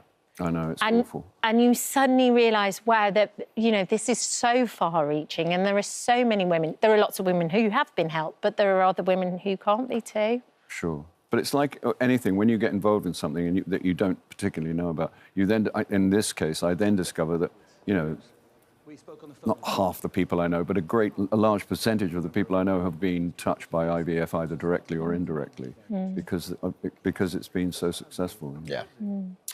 You met Louise Joy Brown as well during... Yeah, Louise Brown, the very first IVF baby, she came to the set. She was then 45 and it was quite extraordinary for her, you can imagine. And her sister, because Patrick Steptoe, my character, called her mother after her successful birth and said, "Do you want to do it again?" And she said, "Sure," because she was devoted to Patrick Steptoe. And so Louise has a sister who got married at 16 and had 5 children. And so a little bit of IVF history is that she became the very first IVF grandmother. Wow. Little known IVF fact. Wow. But Louise coming was a big day. Yeah. And yet you're not going to watch it. No. Watch any of your own films. No. Even though at some points I have a mask over my face, I've got glasses and a very, very embarrassing hat, which you have to wear. But the day that Louise Brown I had to deliver her, you know, it's a cesarean section. It's not that complicated. It's a couple of incisions and, you know, it's a lot of muscle and you're out there, you know. I could probably pull it off if you really... Oh, my Lord, that's very brave talk, isn't it? But it was a very edgy day because it's a long while since I've held a slippery baby. Yeah. And they had to smear, you know, or whatever it was over the child, and there were lots and lots of takes, and it was a very hard floor. Brilliant. And I had wet gloves. And on that note, Joy is in Chris Cinemas now and is available on Netflix from tomorrow. Yeah, thank you, Bill. Thanks, Bill. Thank you so much for visiting our This Morning YouTube channel. We upload new content every single day, so go ahead and hit that subscribe button, and we'll see you in the morning. Old Moody Pants gives you a 9, doesn't it, Craig? It's always the way. Just give him a 10. I quite like him though too. You know what he's going to do. I love it. You know he's going to be cheeky. Gives a 9. And Alice joining us now. I mean, congratulations where you are, guys. What a wonderful run so far. Blackpool, talk to us. What was it like? It was amazing. Like, Blackpool's just so special. It's a different environment, you know, the atmosphere, the grand ballroom. Yeah. I literally walked in, I thought, wow, could be here every week. It's just incredible. Absolutely loved it. Everyone was so welcoming as well. Beautiful people, such warm hearts. And at the time of my life, you know, Paso at Blackpool, it's like a match made in heaven. Well, Paso is so fiery and passionate, and the acting is such a big part of the routine as well. You must be incredibly proud of her, Alice. Do you know what? Every single week, I mean, I feel like we have outdid ourselves literally with every single dance. I mean, there was someone tagged us in this photo that says that we are the highest scoring couple in 20 seasons after 9 weeks, which is unbelievable. I can confirm that is correct. It is correct? Correct. Thank you very much. Correct. And it's just, you know, Tasha throws herself into every single dance, but, you know, because every technique of every ballroom and every Latin dance is completely different, and how you can learn to the standard that we're doing every week, it's unbelievable. I've never seen anything like it. You know, I'm teaching you things that I've never taught before, unless it was someone that, you know, would then go on and do the ballroom Latin competitions. Yeah. It's amazing how talented you are at it and how much we can, you know, push every single week. Isn't it nice to hear that? What a lovely thing to say. I know. It's true. It's really so true. He always says that my mind's like a Bluetooth. Yes. You always say, isn't it? It's like airdrop. Literally, we have an airdrop now on. Nice Constantly. I mean, look at us wearing white. It's so brilliant. Do you think you have got what it takes to make it to the very... Because you've won the Glitter Ball before, right, Aliash? So do you think you've got what it takes? Too long ago. He's done it before. Over a decade ago. Exactly, this guy needs it. Over a decade ago. Do you know what? I think it's every week. We take it week by week. You can't have a too far of a goal. I feel like the competition is so hard. Everyone is stepping up. It depends a lot on what dances you do each week, because, you know, some are going to be playing to your strengths, some are not. But I feel like we need to just progress and get better every week. Yeah, I always say, like, you know, the competition is ourselves. You know, every week, let's push ourselves, challenge ourselves. And I feel like every week's an opportunity. So I really take it in embrace every opportunity I have. So every week is special. Alesh, I always ask Strictly Pros when they come on the sofa about this. When can you tell? Like, can you, like, as in your expectations? Because you never know what your partner's going to be like. So you have to, as a pro, you have to manage your expectations at week, you know, the week 1 or week 2. So when can you tell, oh, OK, this is going to be fine, I can really push her? Massively. Every single week you change, you manage your expectations. Look, Strictly Come Dancing, for me, always has been about the person standing in front of me. It doesn't matter what I want or what I don't want to do, you know what I mean? Like, it's whoever is standing in front of me, how much they want to learn, how much time they want to put into it. It's really up to them. And yeah, but you know, if someone walks in, you go, OK, I know that they're limited. Yeah, like, well... You know, so I know I can only push them so far. Whereas here, you know, you've got, like, a blank canvas, right? It's limitless. Do you know what I mean? I think with Tasha, it's absolutely limitless. But then you can be clever about it. You can go more into the storytelling. You can go more into the picking songs that might have more character behind them. You know, there's so many aspects to it. That's why I love coming back, and I forgot how much I love creating, picking music, you know, seeing a whole picture and then choreographing to that piece of music. And then, you know, every celebrity is completely different. Every single partner that I've had 10 now amazing partners, and you know, I'm still friends with each and every single one of them. And I love that you can push someone to the point that, you know, I mean, dancing is such an obscure thing to learn in front of millions of people. Yeah, and it's, sure. you know, it's brilliant. And what you said just there is absolutely right. Like, the fact that you're learning in front of millions of people, but you must have faced challenges that other people didn't face at the same time. What's been the most difficult thing for you? I think maybe just keeping the energy up throughout everything, you know, especially in the studio as well, when you had the band. Like, for example, the Rambo, the Barbie song, it was so quiet and delicate. Some songs are quite hard to adjust to, so I really had to go counsel, follow your lead. And obviously it's quite tiring as well, especially like Blackpool, for example. It was literally chaos, and I just felt so overwhelmed. At the end of the day, I literally slept for 24 hours on Sunday. I was just exhausted from reading and, you know, all sorts. But, you know, like I said, I've grown up with it. I know how to deal with it. So, if anything, I see it as, you know, my gift, I always say. So I use it as my superpower. Just in terms, for context, is it the quieter sounds that you struggle with, or if it's the wall of noise? What's the hardest? The quieter sounds. Yeah, so for example, the Barbie song with Billie Eilish, and the start of it was literally piano and just her voice, and that was it. I rely on, like, bass, drums, loud beats. That's what I really rely on. So when it came to it, I was like, oh, it was quite tricky, but eventually we got there in the end. So. But I think that's what people admire so much about you as well. When you watch you accomplish so much, you can't help but be filled with admiration for what you're doing. Thank you. It's so. Did they bling up your implant? Yeah, so every week I give them my skins, like cochlear implant skins. Yeah. And they literally had the best amazing diamantes, and they always glam it up for me. And I think it's so lovely because I've got so many people messaging saying, because of you, I've also decorated my cochlear implant, my hearing aid. So such a positive impact, especially with Chris as well. It's amazing to be a part of such amazing cast this year. I think it's just so diverse, inclusive. It's amazing. It's beautiful. Be careful what you wish for. You're going to really miss that when you go, aren't you? Like, I know. You might have to take it with you. Yeah, I might just get them loads. Just take them all home. Yeah. It's like a signature. And within your community as well, you must have received so many positive letters and emails and texts. Yes, I've had so much. You know, Blackpool had cards, like beautiful messages in the cards, and saying, you know, thank you because of seeing you on Strictly. It's given me confidence to wear my hair up. Little things like that. It's just makes it all worth it. You know, it makes me feel like I'm doing my purpose, and that's what I'm really passionate about. So if I can put a smile on somebody else's face for a day, then I feel like I've done my job. So. You hear it so many times, don't you? It's like it's about the little girl or boy at home just going, well, I need to see what I am on television. So the fact that you're doing it, that people, you know, little kids at home are going, well, you just normalise everything, and that's so important. Yeah. What about the Sambathon this weekend. Because Sounds horrific. It's one thing... Yeah, it does. Well, yeah, because there's one thing to practice yourselves as a couple, and there's two of you, and you've got each other, and you look at, and you know that. Yeah. But to suddenly throw everybody on the floor... I'm intrigued. Doing the samba, it's because you've got to be so Is that what it is? It's spatially like aware. is that all in wrestling or something? A bit like that, but not like that at all, really. It's a samba. It's a Latin dance that moves a lot around the floor. So I think for that reason, it's gonna be difficult because gonna be messy. It's all about the floor craft, and normally that's what we would do when I was growing up in the ballroom and Latin competitions. You're never on your own on the floor. And it's going to be interesting because in ballroom dances, we are very close, so it's easily being led around the floor or following around the floor. But in Latin, when you're not sort of, having that much connection, I think it's going to be...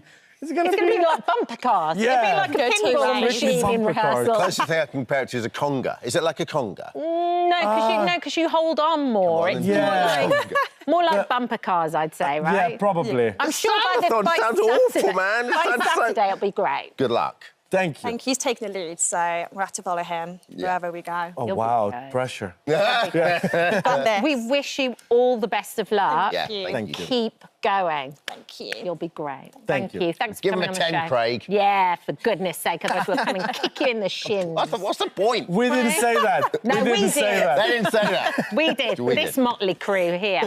And Strictly Come Dancing continues on BBC One and iPlayer on Saturday at 7:05. Thank you for visiting our This Morning YouTube channel. We upload new content every day, so go ahead and hit that subscribe button so you don't miss out. And we'll see you in the morning.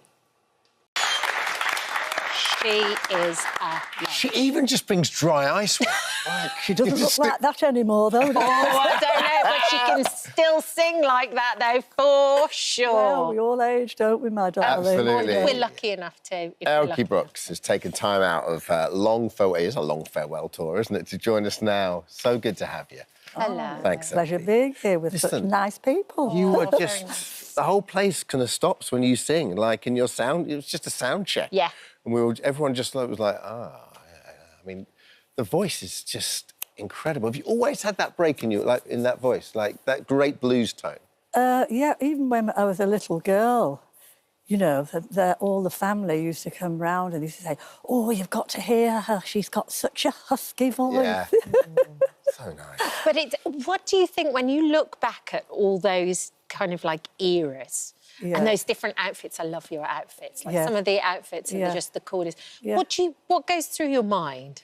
What goes through my mind? Well, my hair's still reasonable, but it's a shame about the face, I've got a line for every year of my life on my face, but there's not much you can do about it. I mean, if you put loads of makeup on, it really does. So I go, oh, never mind. I just try and sort of like use lots of nice creams and stuff and keep myself together, and eat well and exercise. So that's what I do. This is one of the things, because you do martial arts, is that right? Yes. What's it called? Aikido? Yes, I've done Aikido for many, many years, and I took my black belt first dan when I was 50, which is nearly 30 years ago.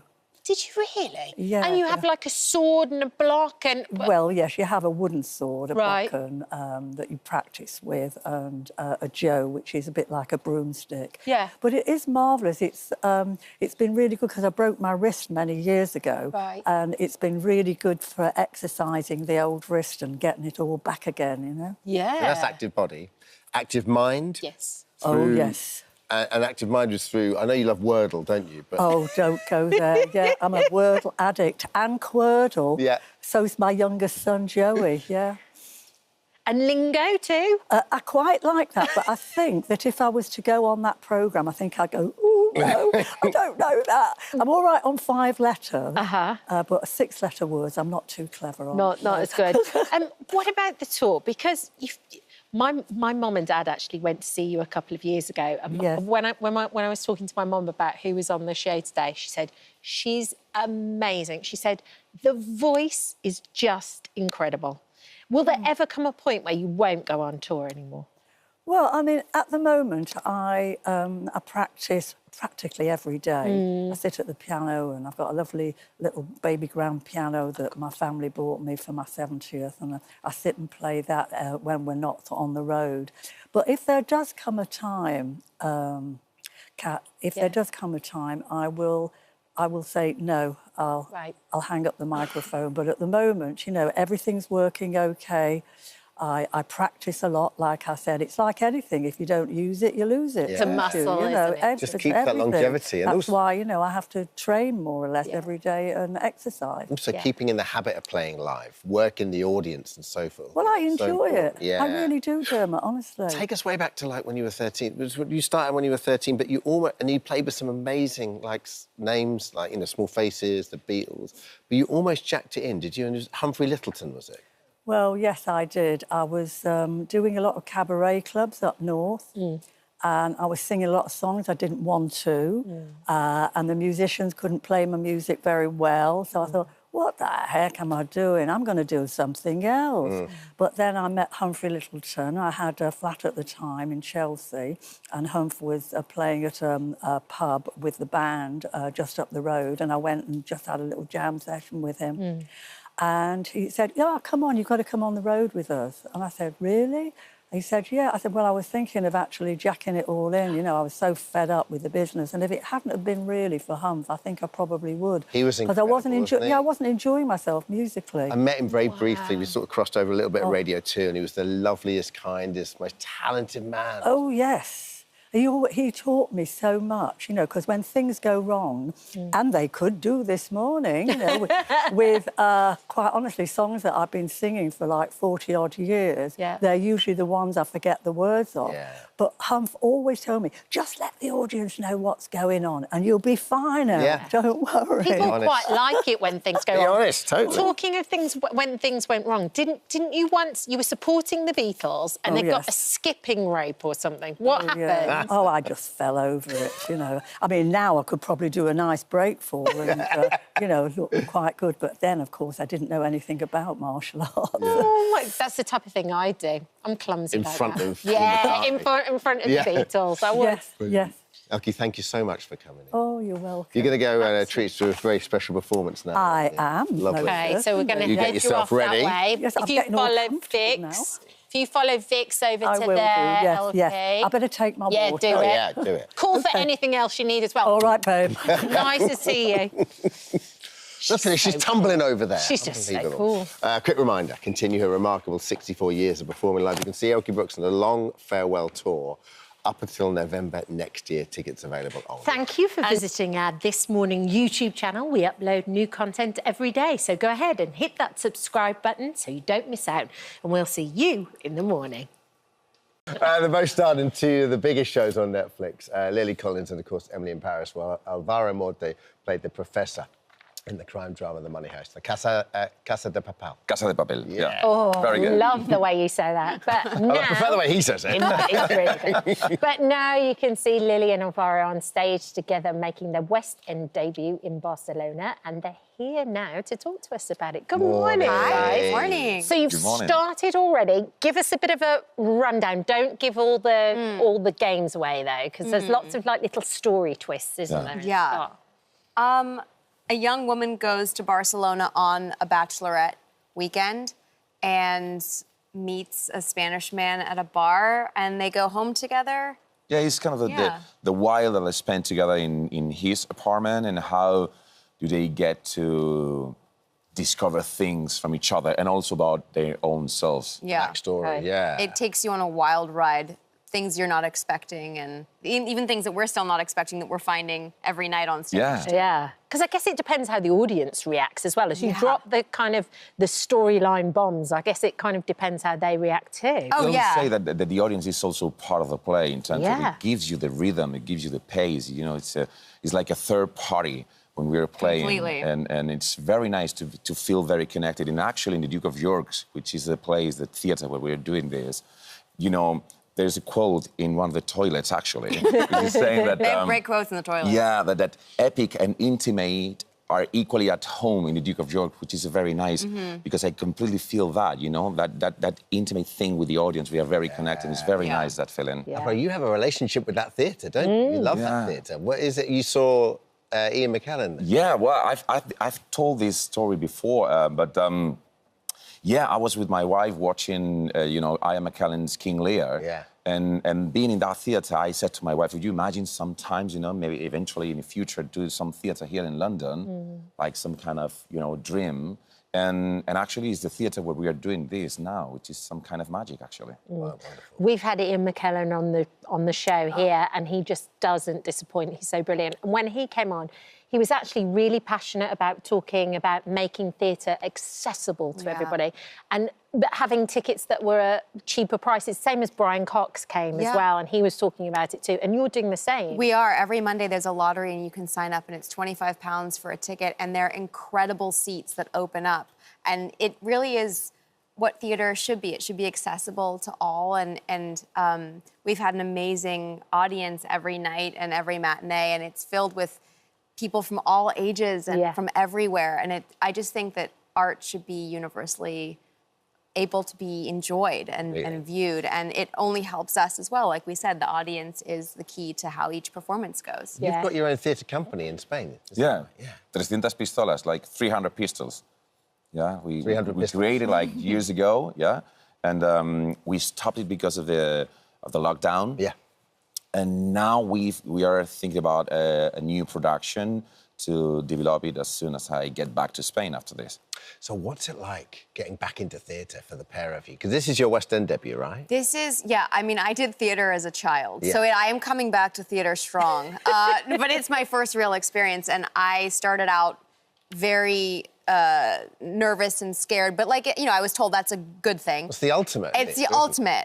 Because you're joining this institution that I like grew up just admiring and wanting to be a part of. And now we just go to the office, and the office is like the stage, you know, and it's just the craziest thing to be a part of. And when you're out there, you're going, wow, there's 640 people here. Like, thank you so much for coming. And it's just amazing. I think I've definitely forever changed from it, and like working together and just living and breathing in the moment. And if something goes differently than expected, like, how do we pick up each other? No great and advice. it's amazing. And I have to say that Lily is saying like this normal, you know, like this is the first time that I'm doing something that you would never tell is Lily Collins' first time, because she's amazing what she does on the stage. Really, just wanted to point that. But so Dermot just did White Rabbit. You did White Rabbit. Like, can you imagine how terrifying that is? I'm dying to like, oh my God, that's good for you. So basically it's a script. You walk out on stage and you've never seen it before, and you open it. And there's no director, no rehearsals. But thank you for mentioning that. That is brave. Are you guys so brave? Oh my God. Don't you think that's brave? Yeah. Absolutely. Come on. What are your tips for warming up? Because is it kind of... We always dance, actually. Yeah. That was something from day one that our director, Lynette, she was like, guys, we just have to like shake off anything prior to coming in here, dance. So we always have like dance. It's a way to connect, to have fun, you know. It's very nice. Everyone on the crew ends up joining. Well, we sat in our meeting earlier on, and we said Lily's a big Spice Girls fan, and I had to go, full disclosure. I'm aware of this, because when the Spice Girls came back and did Wembley, I was sat behind her.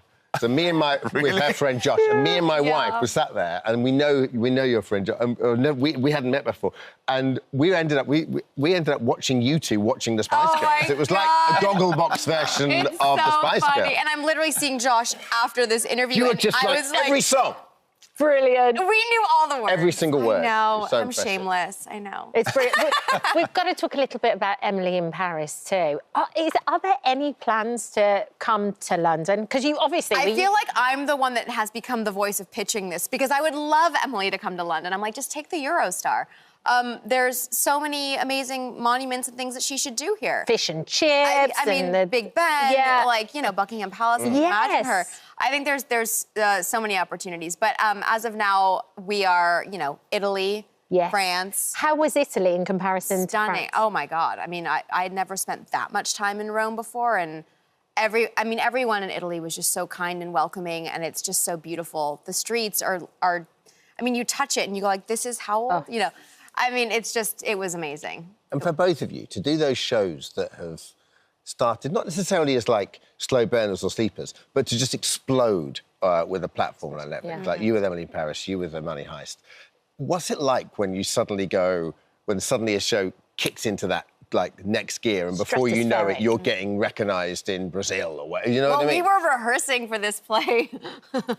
I love this. We were rehearsing for this play for a few weeks at the Bush Theatre, and when we would go for lunch or coffee, I was taking pictures of people with Alvaro because he was getting clocked like upwards of 15 times per day, and I was like, oh, I'll take that photo for you. Yeah. And it was amazing because it's like amazing to see the audience of that show.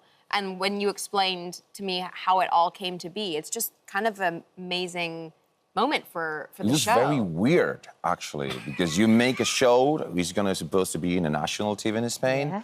We had kind of an average success in Spain, kind of something normal, and then Netflix took it and put it in the international portfolio, and suddenly it was a bomb. It was a huge success, you know, like this. And actually nobody prepares you to handle that thing. Yeah. You know, it's something like suddenly, you know, the followers, they were growing like 200, 300,000 per week. It was like, what? It's like, I don't even want this. I mean, it's just something that, you know. Easy now. Yeah, it's very weird. But I have to say that we receive, when I say we, all people related to Casa de Papel, to Money Heist, we receive a huge love from all around the world, which is so nice, actually. It's a great show. Thank you so much for best of coming on. luck. Barcelona, it's in the Duke of York Theatre till the 11th of Jan.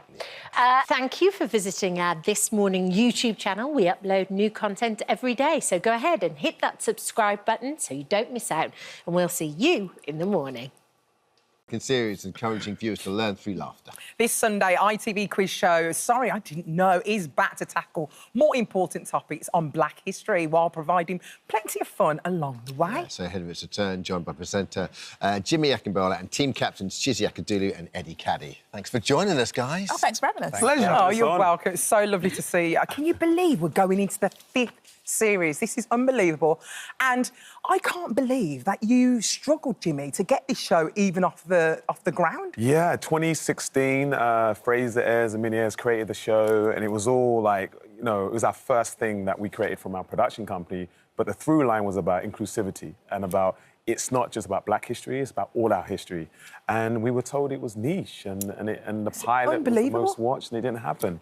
And then, you know, the pandemic... And you went to loads of people.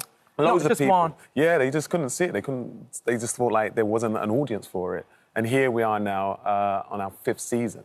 And outside of Black History Month, because it's just a normal show, just like Have I Got News for You or QI. We just wanted a show that was diverse and very funny and educational. So funny. Which it kind of has to be outside Black History Month, right? Yeah. Like, because if it's in Black History Month, it's like you're just obviously shining a spotlight, but it has to exist outside that. Definitely. Well, we always said that it's a commercial show for everybody, you know, it's not like something in the corner, and it can... You're not doing it for charity. Yeah, exactly. And it can sit alongside the other shows, like, you know, that have already been on, and I think that's happening now, and we're proud of it, aren't we? Yeah. And we are Black, obviously, every day of the week. So, you know, we don't just need... Yeah, well, most of the time. So, you know, we can put this show on outside of Black History Month because it's still relevant. Yeah.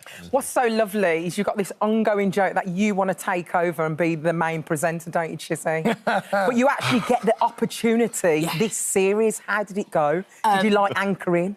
Apparently I was the best that they've ever had. Yeah, pretty much. Where did you hear that from? From everybody. Oh, yeah. Yeah. That family group chat. Kevin Ligo actually sent me a message. Did he? Chizzy, we need to talk. Because you smashed it. Yeah. But when you're team captain, you can chill and have some fun and stuff. What when you're hosting a show, you've always got to keep the puppies in the basket. You say fun as a team captain, but when you've got a competitive person like Chizzy... Oh, she's competitive. Oh, yeah, before the show... Who's the most competitive? Absolutely, Chizzy. She comes into my change room as I'm changing. Is that the reason Judy Love left? Judy Love was like, I ain't dealing with this rubbish. I'm getting out of here. If Judy went through what I went through, she comes into my change room as I'm getting changed. Wrong outfit, you're going to lose that. That's cancelable. Eddie, how lovely was it to get that call from Jimmy and him telling you that you're going to be a team captain? You know what? I'd been a guest before and I loved the show. And I was actually in Congo. So I went back home and I was in like the eastern part of Congo in these villages, and we was installing broadband internet. So those villages have never had internet before, right? So I was testing it out by going on Instagram Live, And then a phone call comes in from Jimmy. I said, why is Jimmy calling? It was a FaceTime, and Jimmy's like, Ed, listen, well, I said, Jimmy, you've made history. You're like the first person in this village to be seen via mobile phone. And he goes, actually, you know what, we'd love to have you back on the show. So I'd love to come back as team captain. I thought, what? And literally, I cut my trip short. You know, and I was like, those poor people are still waiting for that internet. They're like this. But you said he was coming back. You can't even watch the show. The main thing is, I was like, you know, Jimmy Akimbola has given back to Congo. That's the most important. And he's like, guys, love you, but go. Yeah. The flight's leaving now. How would they say our names in the Congo? How would they say Dermot O'Leary? Demot. Always stick an N in there. Yeah. And the A will just be standing like Demot O'Leary. You, Alison Hammond. Hammond is beautiful. Hammond. Because of that French kind of... Exactly, the French would be a Hammond. I think you look more like a Hammond. I wouldn't go if I was you, because there's no internet. It's nice to have a break.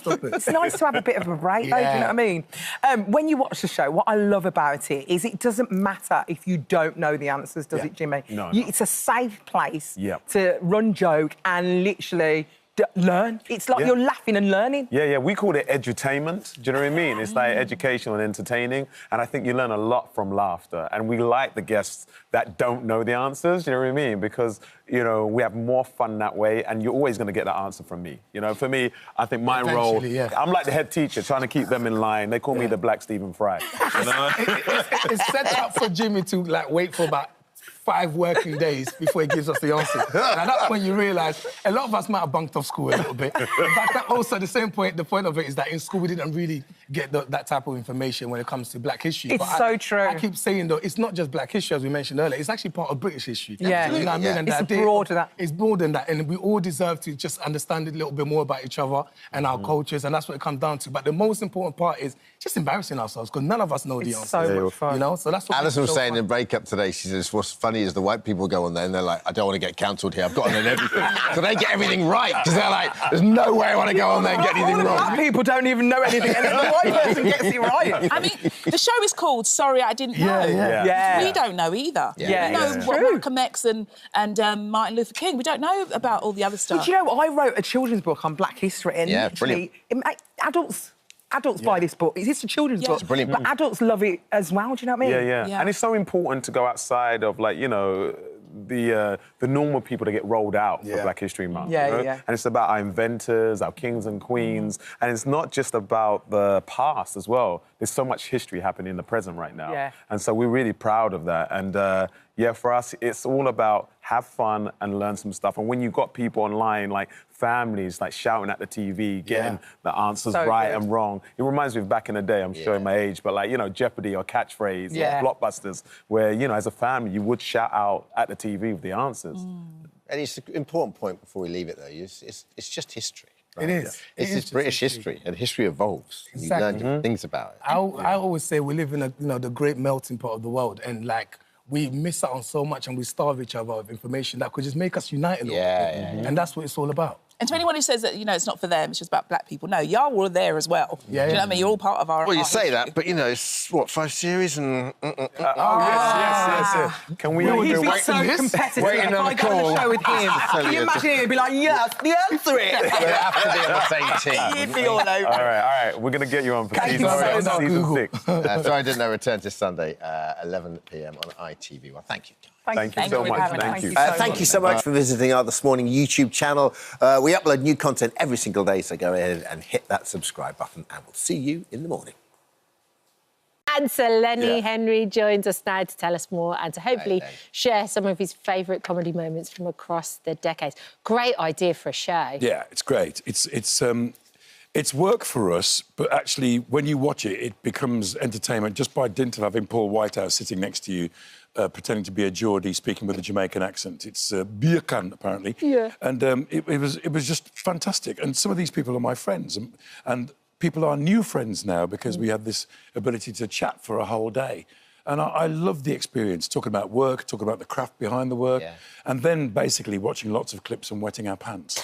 So it was a really with your good old experience. friends, like Paul, like, what did you find out new? Like, did anything surprise you about Paul? Paul's because I very much doubt you probably get the opportunity to sit down and properly chat that often. Well, often comedians wear a mask on stage, don't they? You certainly have a professional mask. Well, we all do, but you wear a professional mask of, I'm on stage now doing my thing, and then you're who you are behind the scenes, doing the big shop, forgetting where your socks are, things like that. But generally, Paul is a brilliant and sensitive and thoughtful person who really constructs and works on his craft. Yeah. He's a brilliant impressionist. To sit and watch him do a Geordie, play a kind of surgeon, play, you know... Watching him in Ted and Ralph is a masterclass in acting. Oh, it's lovely. Yeah. Such a good actor, isn't he? He's a very good actor. And Lexi's just this garrulous, extraordinary, big person who machine gunned with jokes the first time I ever saw him. I literally sat there and went, I hope when he's finished he doesn't come this way. I hope he goes off that way, because he's a bit scary.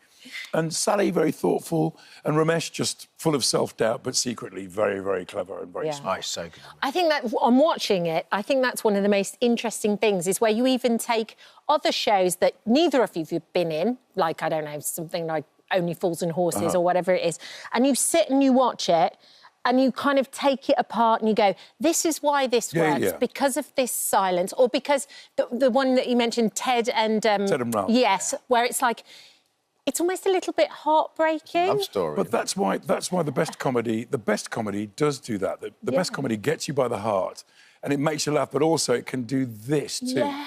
So, you know, last episodes of things are really interesting, aren't they? Last episode of Friends, last episode of Fools and Horses. They make you kind of almost want to cry, really. Yeah. But that's the best comedy. The best comedy is the most moving comedy, the comedy that gets you here. Yeah. And we all seem to agree on that. Yeah. No matter how stupid it is. Our stand-up seems to be, like, traditionally, great stand-ups were great entertainers. So our generation would grow up watching Larry Grayson, Bob Monkhouse, those guys. But then when I remember watching sort of VHSs for the first time, I remember watching Steve Martin, Eddie Murphy and stuff. And for you, it was Richard Pryor, wasn't it? Richard Pryor, although when I was doing the research with Chelsea, hi Chelsea, she listened back to the tape and she thought for quite a long time that I'd said Richard Bryars. He's a wonderful comic actor. Richard Bryars, a badass comedian, grew up in a brothel.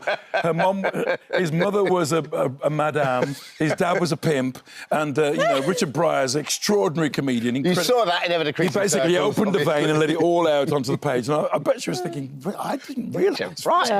So funny. But you kind of started in stand-up and stuff like that.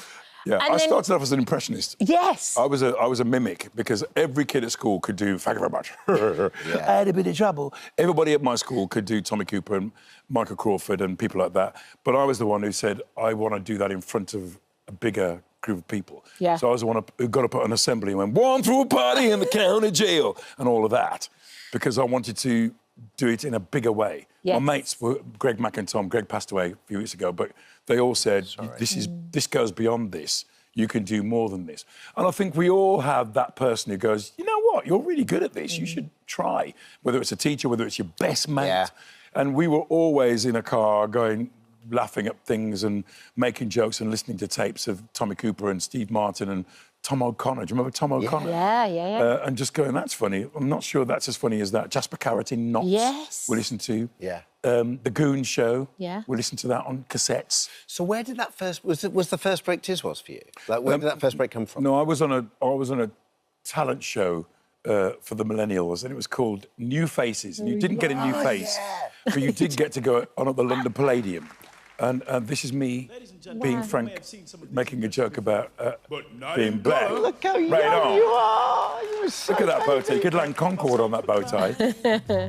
And that's me doing Cliff for some reason. I don't know why. But it was basically my life. My whole life was watching lots of tapes of people, listening to them for hours and hours, because Mikey Artwood had said it on the radio. I listened to tapes of people for hours and hours, and trying to be Dennis Healy, what a silly billy I am, or whatever, and just doing all these impressions all day, every day. And what was great for a long time was I was the only black kid doing that. Yeah. So I was a 16-year-old black kid on the television, and people just hadn't seen it.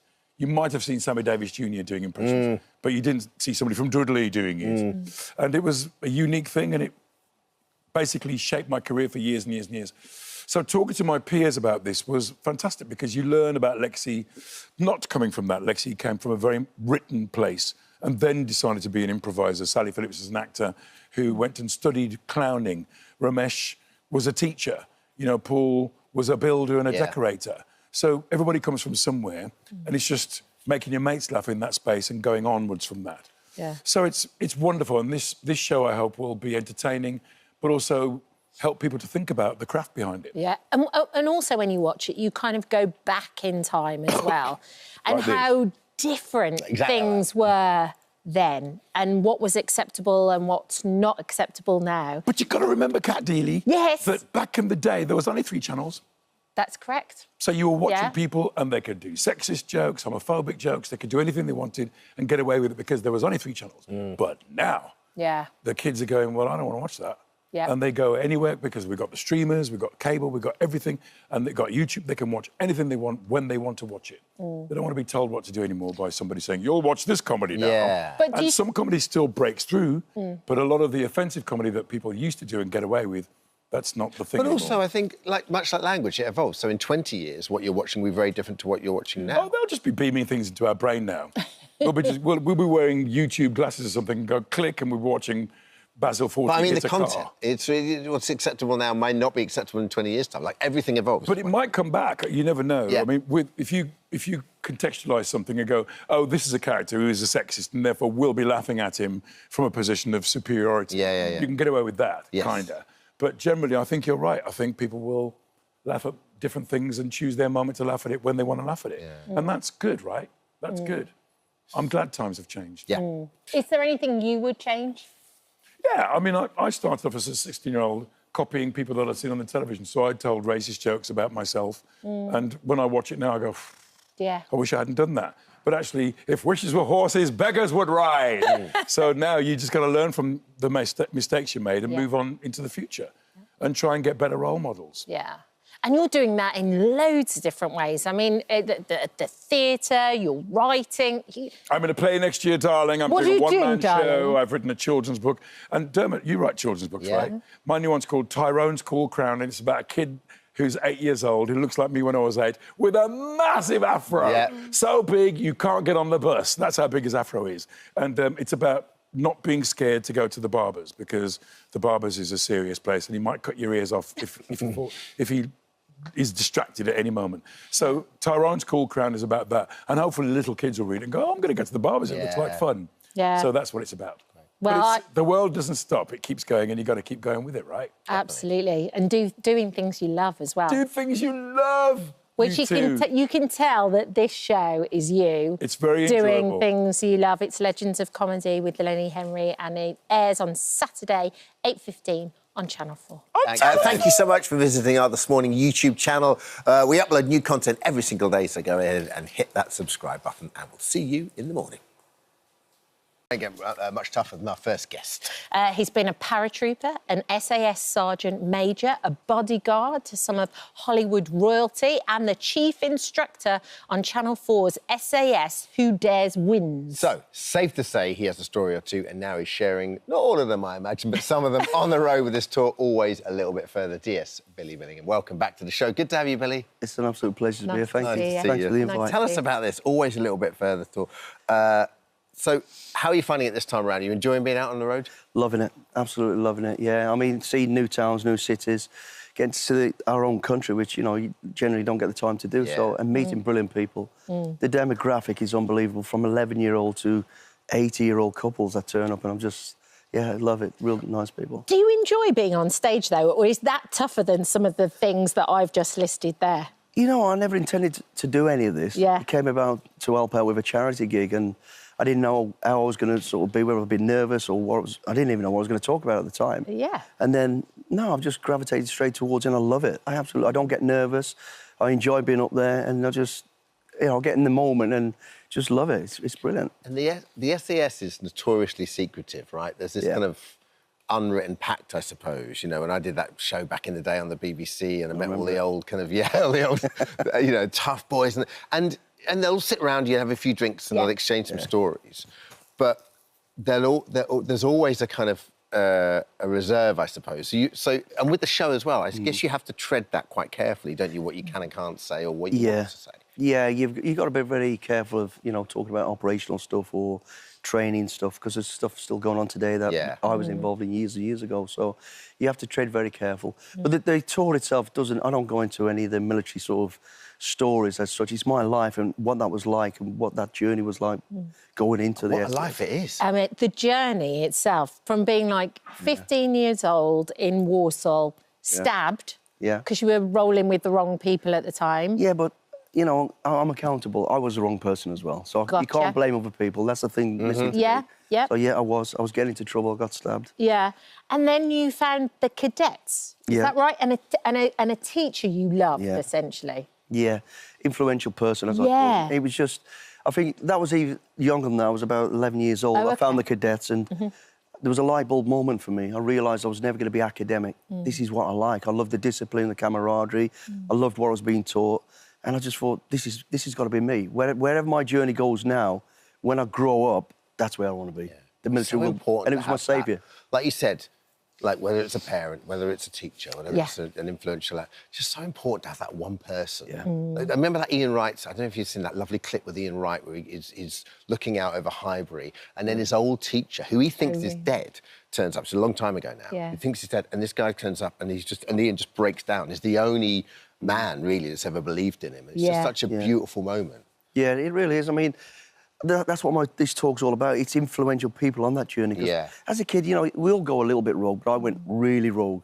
But every now and again, somebody put me back on track. I had a boxing instructor for no other reason of putting time into me, because I stole his hat. He had no reason, but for some reason he did. Took the time of day to teach me respect and discipline. Yeah. Then I found the cadets, and luckily, going a little bit left and right of that sort of straight journey, I ended up in the military, which was really my saviour. And it's funny you should say that, like Ian Wright's story, because I did a tour, this very tour last year. My instructor, my very first instructor from Tupa, a Scouts guy, absolutely phenomenal guy. The day I met him when I joined the army, I looked at him and I just thought, wow, I've got so much respect for that man. He's not even opened his mouth yet. And he turned up at my talk. No! It just made my year. Just to see him there. Yeah. And he's an old man now, but you just think, you know what? Yeah.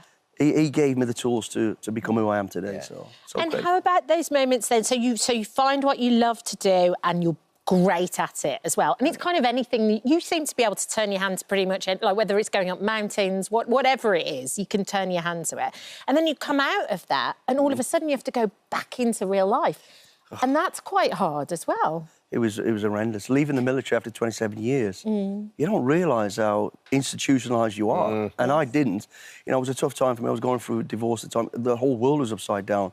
Now I've got to leave what I know and all I know and find a job.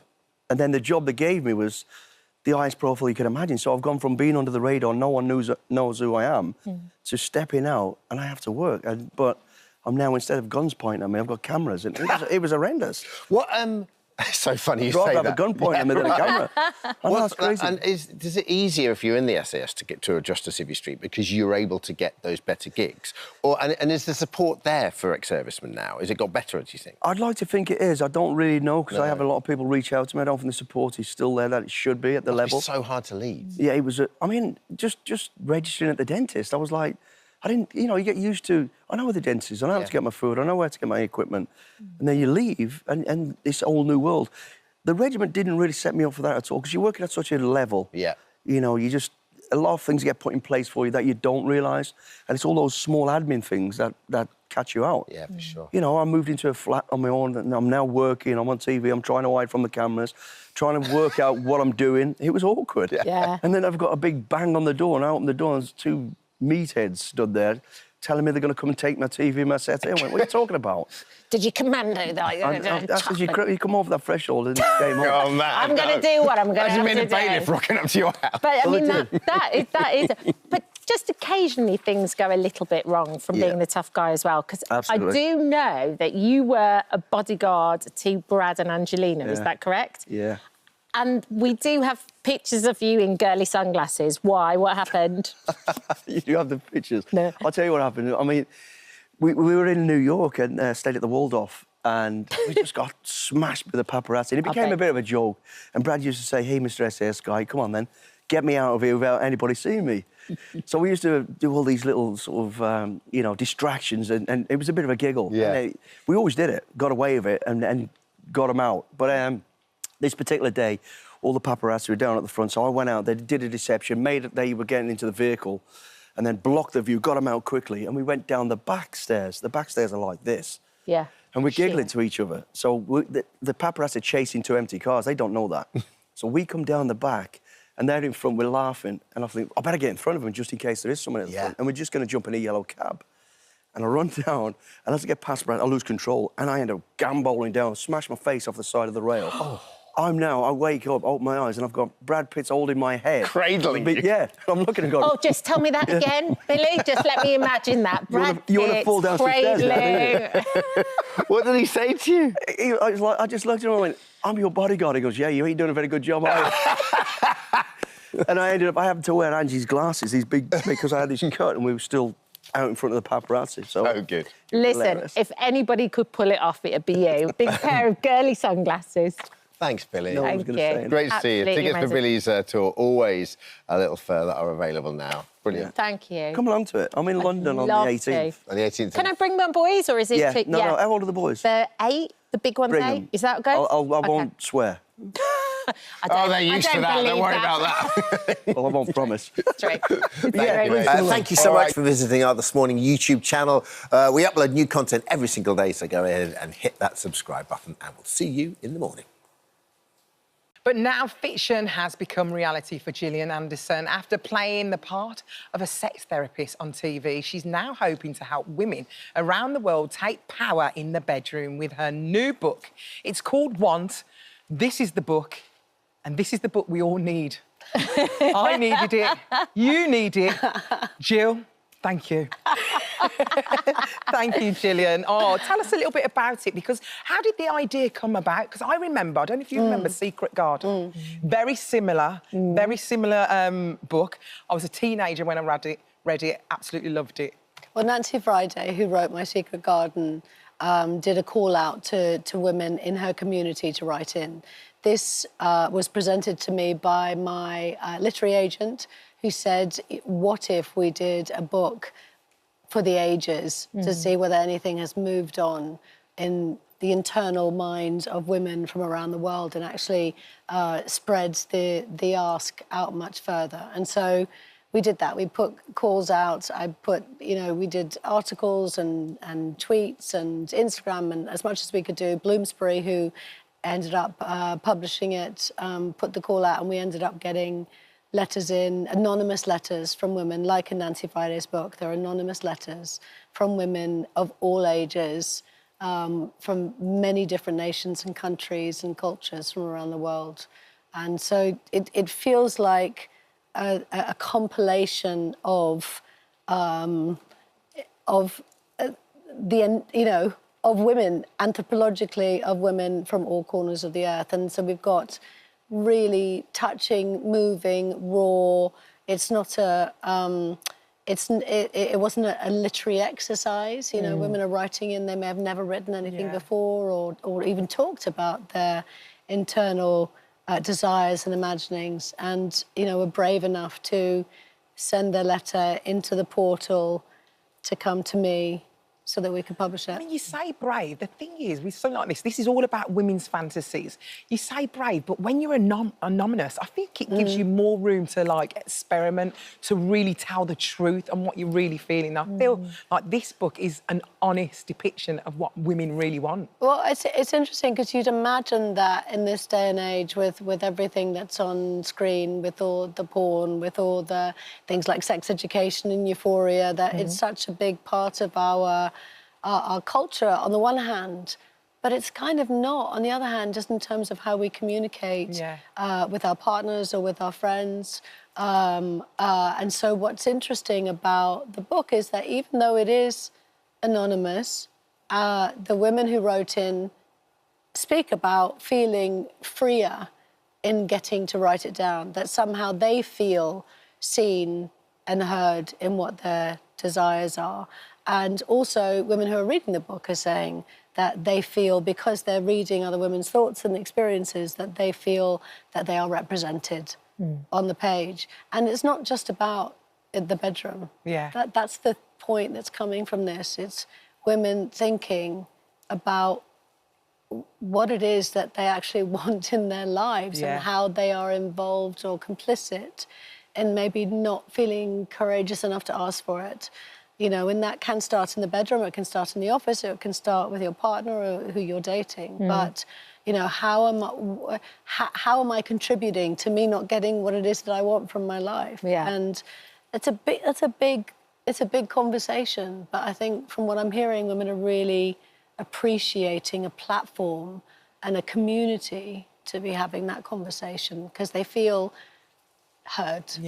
And so the Secret Garden that was the kind of inspiration was in 1973? Correct, OK, so from 1973 till now, have we moved on as women? Do we ask for what we want more? Have we got it right yet or not really?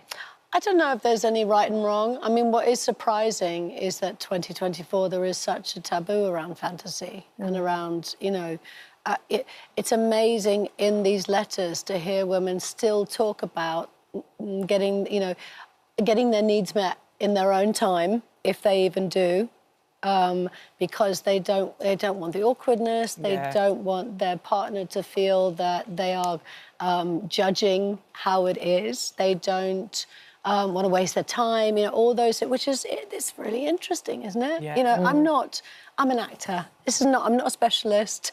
I'm not a therapist. This is not my life. I find this a fascinating topic, and what I'm learning from the women who are talking to me is that there is a space for this and a need for this conversation to happen because it's reverberating when people and women and men read this book. Men are buying this book for themselves, not just to have a deeper understanding of the internal workings of women and what they want and maybe how they can help them get what they want, but also you know, I've had men say to me that they bought it for their daughter to counterbalance the toxic masculinity that's out there because there's so much of it and we need as much as we can to help balance that. So, it's a much bigger conversation than I think we ever could have dreamed for. Well, I want to sell this book for you because we're talking aliens, Harry Potter. We're talking Harry Styles. We're talking, what else are we talking? Robots. Bigfoot.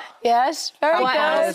You name it, in this book. Other things which I won't necessarily mention, but they are on another level. But there's so much tenderness and there's, you know, it's, you know, young girls who have yet to have sex and what they're fantasizing about. Women in their 70s who've never been kissed. You know, women who have been married for 35 years and just are exhausted by the same old, or exhausted by the kids and exhausted and don't feel like they have time, but somehow in pausing and thinking about it and thinking that maybe, actually, what if I buy this and I read it with my partner? And what if we just start the conversation, open up the conversation about, are you getting what it is that you want? Is there anything so happy you created this space for this to happen? I feel like you could have another 5 of these books. Oh, easily. And yours is in there as well, isn't it? It is indeed. Because you were asked to put one in there, but you actually didn't enjoy writing it. I did not. Why didn't you enjoy it? Because you're anonymous. It's not so much that, it's, you know, I find myself talking about this topic a lot because of sex education and my involvement with my socials has an element of this topic. And, but the act of actually writing particular words down, all of a sudden I froze. Really? And I'm not prudent. I literally can hear and see quite a lot without being affected. And I was really shocked that suddenly, by writing it down, it felt, I'm going to say dirtier than it was in my mind. It's the connotations that come with the words. Exactly. Yes. Exactly. I think that's what it is. But predominantly, I think, because of how they've been, you know, pre-opted for the porn industry. Reframed. And reframed. So interesting. Can we play a quick silly game in the meantime? If we're on a truth tip. I have never, or I have, or I have never. Okay, first one. Are you ready to go, ladies? Make it good. Fancied a co-star or colleague? I married him. Oh, definitely. Have you? Yeah. Who's yours? Who have you fancied? That's not part of the game. Here's a towel. Who do you fancy? Literally all the Hollywood stars I've interviewed. Every single one? Literally all of them. Really? And the women. She's got a hit list of you fellas. Next one. Have you ever had a crush on a cartoon character? I have. He-Man. I have, but on David Bowie in Labyrinth, playing the Dark Lord. Weird. Does Buster Keaton count? It's not really a cartoon enough. character, but it might as well be because it was black and white. And Yeah. I used to have a real crush on Buster Keaton. Been a Not that I was okay. alive during the time, but in retrospect, just amazing. OK. Never have I ever done a sexy photo shoot or taken a sexy selfie. I have. I was naked except for the Millennium Falcon. Don't ask. I was naked except for a fish. I was sorry. Yes! I did a naked calendar for this morning and literally was covered in sweets. Oh, and you I were? sat Were in a you trolley. really? Honestly, yeah. Yeah, and also I've been in a jacuzzi. I'm nearly naked. Are you? Look, there you go. Oh, Hello. wow. There's something for the dads today. Wow. Well... or the girls, or the mums. Anyway. There you go. Have Gillian, that. thank you so much. So I'm still holding that. You can take that home as a little souvenir. Thank you so much for coming on the show. Your book, Want, is out now. Thank you so much. Excellent. Thank you. Really appreciate it. Thank you for visiting our This Morning YouTube channel. We upload new content every day, so go ahead and hit that subscribe button so you don't miss out. And we'll see you in the morning. This year's lineup has been officially confirmed. Sean has invited us to her very own shack. It's back to give her verdict. Yes, of course. And we're very excited because we're joined by royalty, nonetheless. Yes. The 2011 King of the Jungle, Dougie Poynter, is here too. Do we have to Douglas. curtsy Yes, you or must. bow? Yes, Oh, yeah, yes. we must, OK. Yes. To reveal whether he thinks his bandmate Danny Jones will cope in the camp. Well, I've already asked him about it, and he goes, he's a bit of a whim. Do you think he's going to not do so good? Danny's terrible at eating challenges. But he loves cooking. Yeah, but he doesn't cook penis or anus or anything like that. I take it he hasn't seen the show. No. He's really bad with. He always dips out of challenges that we just as a band will do on tour and stuff. Dodges drinks and peppers and. What's he like without sleep and what's he like without food? Oh, good Those question. are the two big things, I think. Both, really bad. Without. But he's a charming guy. He's a lovely But I'd never say it to his face, but he's an amazing guy and an incredibly talented artist. Well, that was actually very nice nice. thing to say. How's he going to get on without his guitar, or do you think he might take it in? He tried taking it in. I think he tried smuggling it in. How did he smuggle Well, it? I don't think he has. I think they caught him. Jungle Customs got him. Oh, I see, Yeah. I see. So what does it bring back memories of your time in the jungle? Like, round about this year, when you start hearing the music and it starts to get a bit chillier, do you think, oh, yeah, I remember my time there? Yeah, I started getting a little shaky. I had an amazing time. Did you? And Danny asked me for some advice and oh yeah, there's my head in something. Oh yeah, I did put. Yeah, there are snakes. I told Danny. I said to Danny, "Oh, there's no snakes. They won't make you put your head in something with snakes." Yeah, you lied to your friend. Honestly, I loved it. It was like the coolest adventure, and it's such a surreal thing to do as well. All of the crew and everyone cover up their watches so you don't know what the time is. So you're super confused. When you go and do trials, they put you in the back of a van that's blacked out. It's super weird, but it's something I'll remember forever. Yeah. What did you find the hardest thing in there, actually? Now, in hindsight, what was the toughest thing for you? The hunger. Was it? That was your thing? You get really hungry. Yeah. And I get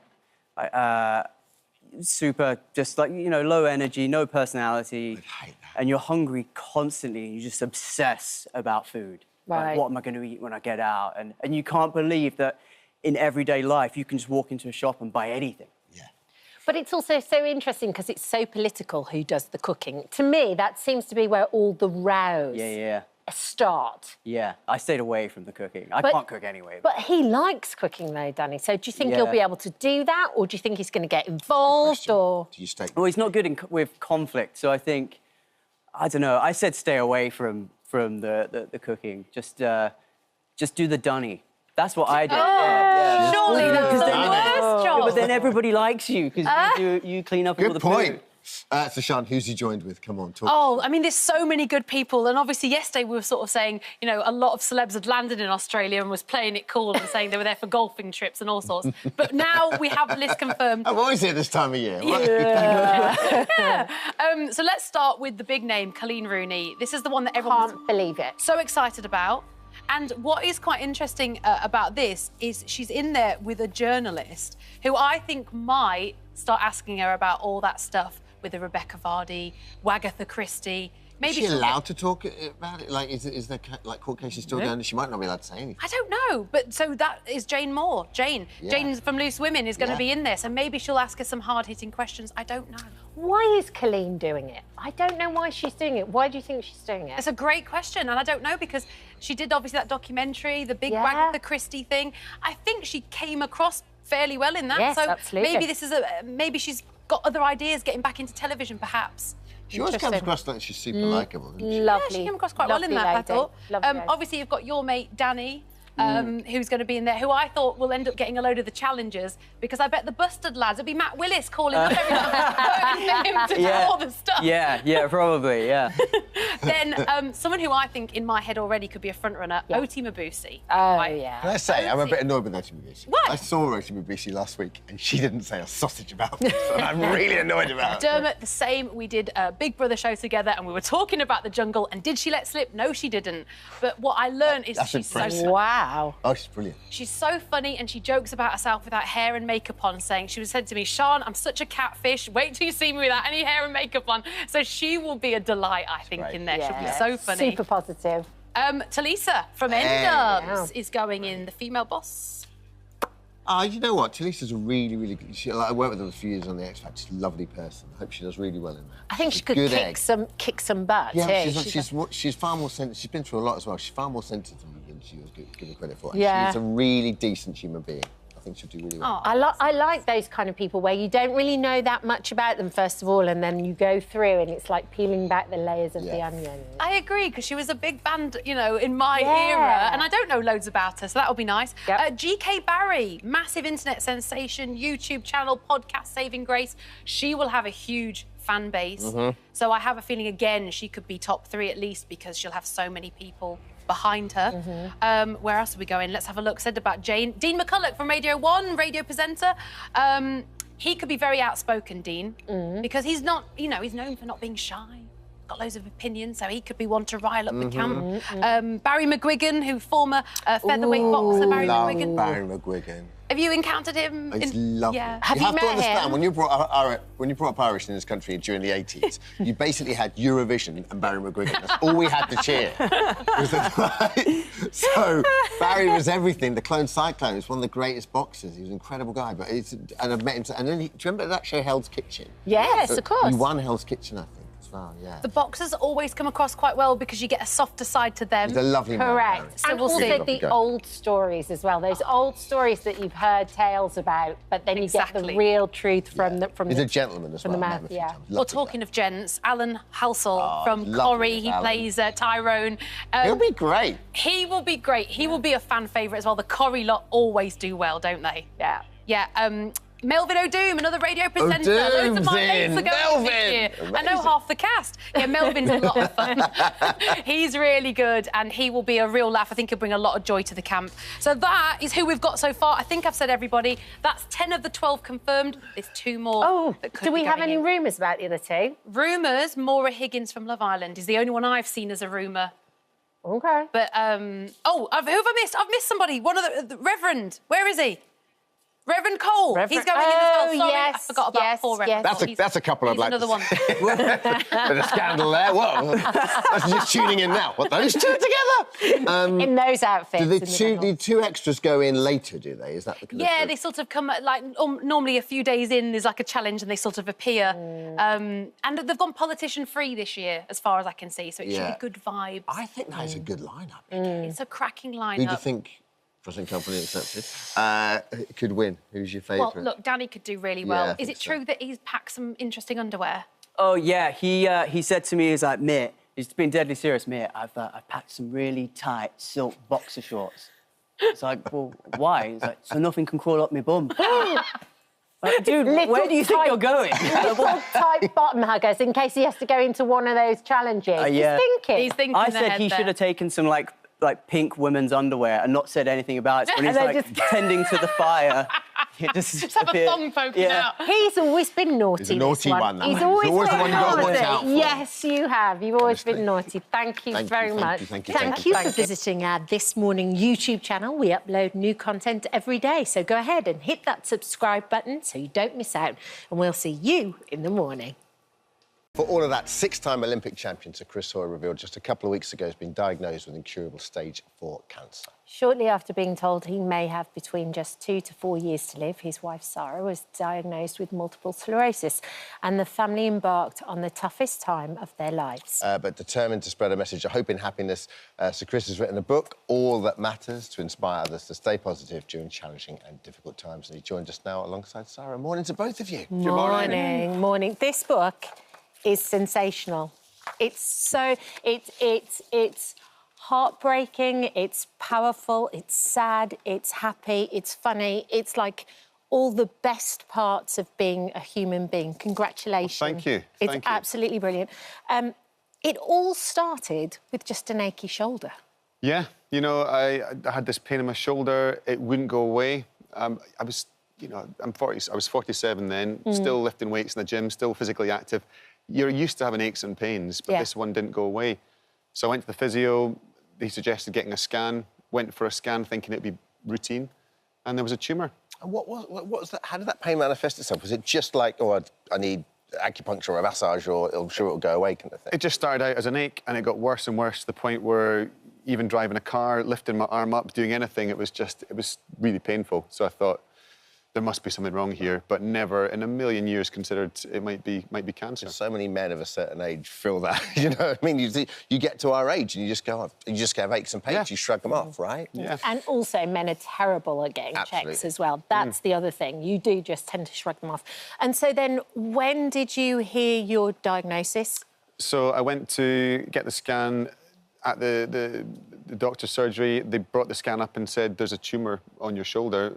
We need to find out what the root of this is. So multiple other scans, and eventually the root of it was the prostate. So it was a stage 4 prostate cancer that spread to the bones. And no symptoms, no kind of anything to point towards this diagnosis until the shoulder pain. So it came out the blue. I've always prided myself as someone who I would go to the doctor with, you know, illness or pain, or, you know, as part of an athlete, you're used to looking after your body and being quite aware of what's going on with yourself. But in this case, yeah, it was too late by the time we actually found the diagnosis. Chris, when you get that news, and this is just sort of, you know, my experience and my mates and my family that have had this news, they describe it as like being a caged animal. You just feel almost claustrophobic and you just want to run away, almost ignore the fact, you know, almost blank it out. Does that resonate? Absolutely. That's exactly how I felt in the surgery. We were in the room, we got the diagnosis, and yeah, I felt sick, I felt nauseous, the room felt like it was spinning, I had to get up, I couldn't sit still. Yeah. And it's not the news that you can't ever prepare yourself for that kind of thing. You never imagine yourself in that situation. And a million thoughts are running through your head. The first one was, how on earth are we going to tell the kids? You know, all these things. Yeah. You've got 2 kids, 10 and 7, Callum and Chloe. How did you turn it around to be able to speak to them? Because you have to kind of get to a place yourself where you think, right, I can handle it, I can handle the questions, and I'm going to be truthful, but I'm not going to hide anything. I'm not going to make it more scary, because I always think that the unknown becomes even more scary. Yeah, I think that's right. I mean, it was such a huge thing that we knew we had to tell them. But again, it was just trying to stop and take stock and go, OK, where are we right now? And obviously we were in panic and realising we don't need to give that to the children just now. Wait, hold. And I think we had some time and tried to do it in a really considered manner. And by the time we took that breath and just said, stop, hold, you know, we wanted to protect them. That was our main priority, wasn't it? And I think we did manage to do that and be really honest with them, but at the same time not give them information that they needed to carry yet. Yes. Because actually we are looking, not at the time, but as time has gone, we have developed this sense of hope and looking to the future. And actually, we are giving that to our children as well, that there is nothing to be feared of other than just keep going and look to the future. And it's really kind of that then in turn lifts us. So it's a cycle. Is that how you felt when you had your diagnosis? Because you kept it from Chris as well to start with, didn't you? Yeah, I did. It just it came completely out of the blue, and you know, it just wasn't. I just knew it wasn't the right time. I would always tell Chris everything, and we're, you know, each other's crutch in everything in life. So it was very against the grain not to share it with him. But I just knew it wasn't the right time. We were trying to find stable ground, having just been given this diagnosis from him. I don't know. I think you get a bit of mum strength, right? Yes. And in amongst the fear, I just felt this incredible sense of courage come over me. So and I'm asking you, what were your symptoms? And what first alerted you to it? I had, in the summer, some tingling on my face, which just a changed sensation. I thought it was a root canal, and I was sending you messages panicking about some sort of dental treatment. Never in a million years. I mean, I've been so healthy. We both have all of our lives. You know, it's not like it suddenly answered questions of things that have been going on for years, not at all. But the doctor said, oh, we'll just give an MRI to see what's going on. So popping along to the doctor, I thought they were going to just, you know, satisfy me and say, oh, we'll keep an eye on it. Never in a million years thought that they would be saying those words. So, yeah, that has taken some getting used to. I mean, we've both had to learn our way around medical diseases and how they are impacting us. So it's been tough, but actually we've been able to do it together. And it's once you're in it, you can cope with so much more than you think. And I think just a big sense of courage amongst the fear is what is taking us forward, I think. Which you make it sound quite easy, but to have that feeling, like you said, of a caged animal, or like you say in your book, that feeling of drowning, and you both had it, and you, Sarah, were keeping it a secret, and you were, you know, explaining to your sister, so using your sister as like a strength for you. How do you make that change, though? What is it that makes you go, you know what, I'm going to deal with this day here, right now, and I'm not going to think about the future, and I'm not going to disappear down that rabbit. How do you do that?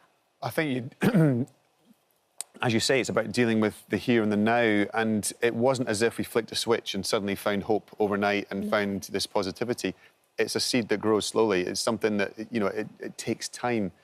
And you look, it's only when you look back you realise how much progress you've made, even sitting here, being able to talk about this. There's no, you know, 6 months ago, there's no way we could have done it. No. You know, it would have been way too emotional. But I feel it's having targets each day. It's having things that you have to focus on. The kids are the centre of your life. So that's your purpose, to get out of bed, to get on, to look after them, make sure they're okay. But it's about bringing it back to the here and the now. You know, you have to. The future doesn't exist yet, and we all worry about so much stuff. Small stuff, stupid stuff. That doesn't, 90% of it doesn't even happen. Yes. You know, so why worry about it? The future doesn't exist yet. All we have is right here, right now.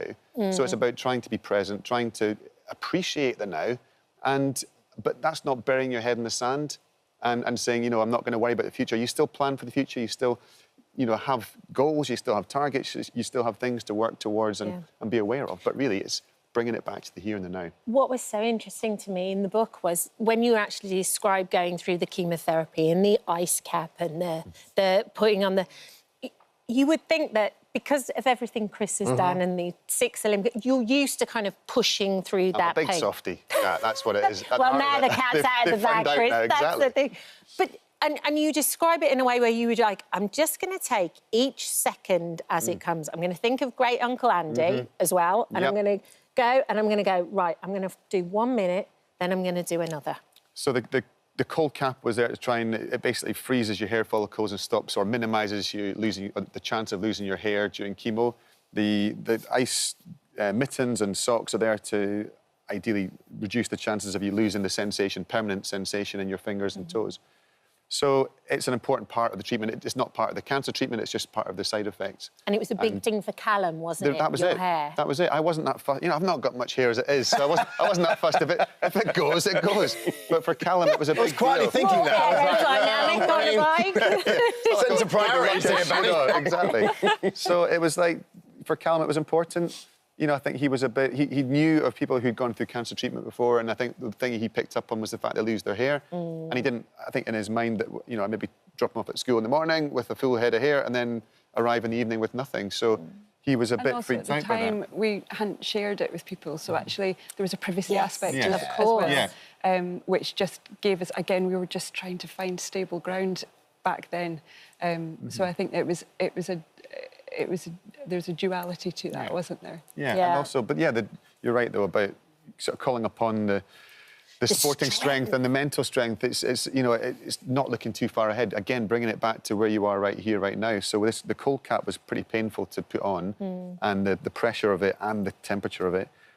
But instead of thinking I've got 4 hours of this, it was like, can you do 1 more minute? Yeah. Yes, I can. We'll do 1 more minute then. And then you get through that, and it's like, can you do 1 more minute? Yeah, I can. We'll do that. And that's, it's just chipping away, not looking too far ahead.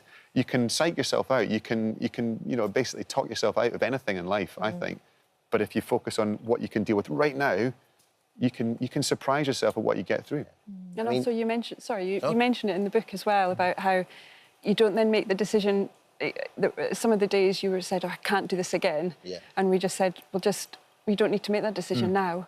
You come back in 3 weeks' time. So instead of kind of that panic of, I can't do this, again, it's just the here and the now. Right now, you've done it. You don't need to consider it again for 3 weeks. Put it aside and see how you feel in 3 weeks. Don't make the decision when you're at your lowest. Make it when you're feeling stronger. And I think that sort of helped throughout. Yeah. Sorry, what you said really resonated with me in that and I think so many families go through this. When you find one of your family members or a friend has a condition, you do this deep dive rabbit hole, and before you know it, you become not an expert, but you become well versed in it. And that's where your hope comes from, right? Because then you can start to see the light through the woods, because you get this diagnosis to start with, and everything's foggy. And then, but the more information you find out, and this is from personal experience, the more you go, OK, no, there is light at the end of this tunnel, and who knows what's available in 2-4 years' time. Yeah, I think, again, sometimes it's too scary to look because you're too scared, but as time goes on, you get a little bit of courage to look. And Chris talks about it. Once you find out that somebody has done something that goes beyond, you then, that's your thread of hope. So follow it. And then there's another one, and then there's another one, and then that's how it grows. That's how you can build it. It comes slowly. And you talk about that with Andy Taylor. Yeah, well, so Andy Taylor from Duran Duran, just round about the time of my diagnosis, he was in the news talking about his cancer treatment. He was being given palliative care. He was at end-of-life care.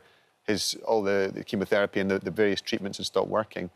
And they'd found out a targeted treatment, which basically focuses on the genetic mutation of the cancer.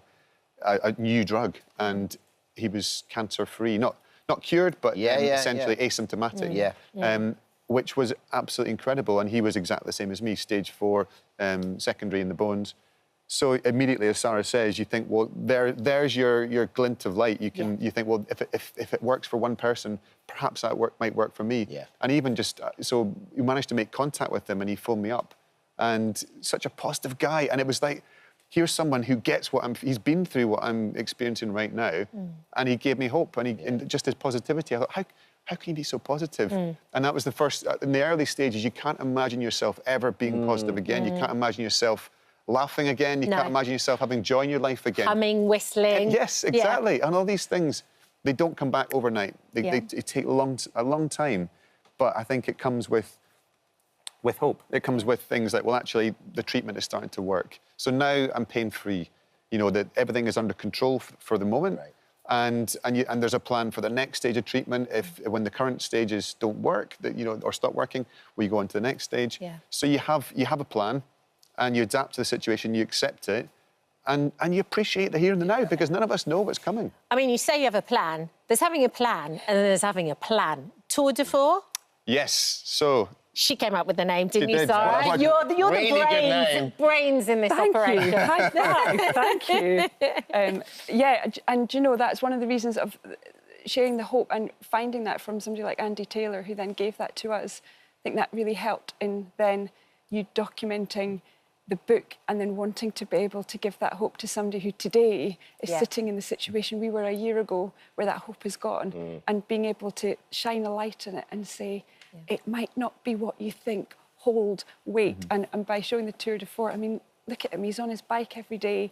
He's, you know, as fit as, well, maybe not as ever, maybe not your Olympic standard, but, you know, to be able to do a cycle ride like this, I mean, you can... We'll be there, won't we? Yeah.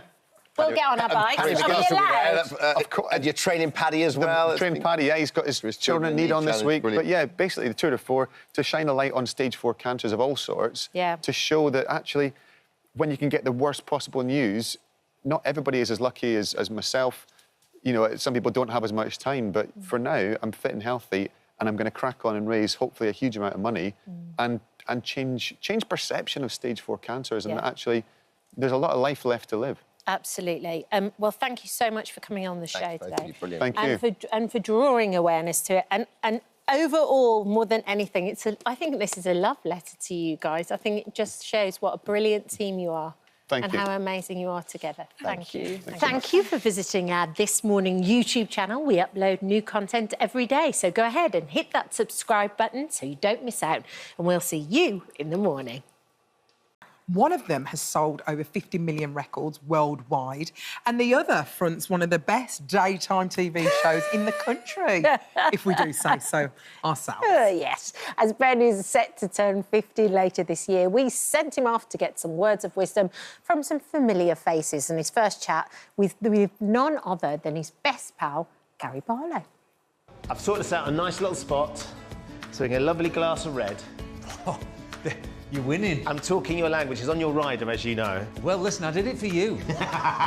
So I want something in return. Yes, fair play. So, look, Mr. Barlow. I like this. Lovely setting. Nice place. Who did the decor? This was Mrs. Mrs. Shepherd. Mrs. Shepherd. Cheers. Cheers, mate. Lovely glass of red. Good health. Which I felt would be a great way of us talking about your brand new series. Which essentially, the way I can see it, is Gary Barlow's Things I Like to Eat and Drink in South Africa. With me mates. With your mates? Yeah. What was the inspiration, Gary, behind the new series? Well, you, as you know, I'm really into wine. Have been for years, been lucky enough to travel a lot, so tasted different varieties from all around the world. I know a little bit about wine, don't know a lot, so it's a bit of a journey of exploration for me, a bit of education as a student, but a chance to travel, a chance to do it with friends in amazing places. Yes, mate, how you doing? Here we go. There. Wow. Gary, you're in safe hands. Wine and food go together like words and music. The vineyards are incredible, the people are incredible, and I think it needs a flag waving. Yeah, unlike our barbecuing, in the episode, I thought we were... Gary. What I don't need right now is you laughing at me. I'm sorry. No, just put it in these. Oh, fires. I don't think it helped that you bought the smallest squash in the world. Listen, you went shopping with me, you were on your phone, video, I was under pressure. And someone's filming you and it put me off. But you've got some amazing guests that join you, and your best mate, Elliot, is with you. And Elliot is one of your songwriting partners. You've been mates for how long? Yeah, we met making a record called Everything Changes in 1993. Talking of that song. Good segue. Wasn't it just? Yeah. It's like we've done this before. That song that you wrote, you are now reissuing this album. That's right. 30 years later, it was on vinyl. Yep. I've just been looking. This is all of you from various stages of Take That. It is. Marking a little crop top. Marking a crop top, which apparently they're coming back, so we need to be prepared for that. Are you prepared for that? I don't think so. It's not me, it's everyone else. We've been friends for many, many years now, and I want to pick your brains on this, if I may. I'm approaching my 50th birthday, Gary. I know I don't look it. You don't look it. What are the things that I need to be prepared for when I turn 50? How did you feel when you approached your 50th? Yeah, do you know what? Any of my sort of demons in life, I tried not to bring with me into my 50s. I think it's a good place to get rid of stuff. And I think the 50s should be the power years. Do you think so? Power years. Power years? Yeah. I think it's the opposite to what you think. You need to try and do more than try and do less. My mum's 80. She walks 10 miles every day. Does she? And it's like, it's kept her young. Yeah. So I think we need to aim to try and do more rather than think, oh, I'm going to wind down now into my 50. I don't think that's right. Focus on yourself, especially as all your kids have gone off to university, as they do, don't they? and they're You've got one at home, you know, and I think the real goal now is to look after yourselves and look after each other. And so you're 25 years, you're celebrating your wedding anniversary in January. You've got all this amazing adventure that you're having with your wines and the TV series. You're on tour, you've got a 30th reissue of this. Is anything slowing down, Gary? One thing I'm always trying to protect in all of it is just to remember the real reason I do all of this is because I'm a songwriter and I'm a singer. And as long as at some point it always comes back to that, that's the well I always need to go and fill up. And so I'm approaching a period now where I'm going to have quite a big writing year next year. Okay. So that's always nice. And that's what's good about what we do is every year's different. You know, have fun, be with people, be with the band, create music, have a good time. It's always positive somewhere along the way. Just enjoy it. Yeah. Gary, it's been an absolute treat. Mate. Thank you for sharing me some of your wisdom. God bless you. Wisdom. Oh, I've not got a lot of that. You've got a lot of that. You've had a lot of experience, and it's an absolute treat for me to not only be in South Africa with you, to make perhaps the worst ever barbecued squash in the world, but also to see you doing so well and still smiling and thriving. Bless you. And you. Thank you, mate. God bless you. Cheers. Plum? Yeah. Chocolate? Chocolate. Red wine? There's a lot of red wine in there. A lot. I mean, I think it was all just a giant excuse. He's having a lovely time. He's just basically gone out with his mate, hasn't he, and had a chat. Literally, he's like, oh, let's do it all around 50. He's just having a jolly. Yeah. A little jolly. Do you think he's going to come and see me next year when I turn 50? He might do. You never know. I think he's just angling for more presents. He's just making sure that everybody knows it's his 50th. We all know, Ben, We all you know. are turning 50. Listen, Gary Barlow's wine tour, South Africa, starts this afternoon, apparently. 2 o'clock. ITV1. I'm definitely going to be watching that. Lovely, trackies. Thank you for visiting our This Morning YouTube channel. We upload new content every day, so go ahead and hit that subscribe button so you don't miss out, and we'll see you in the morning.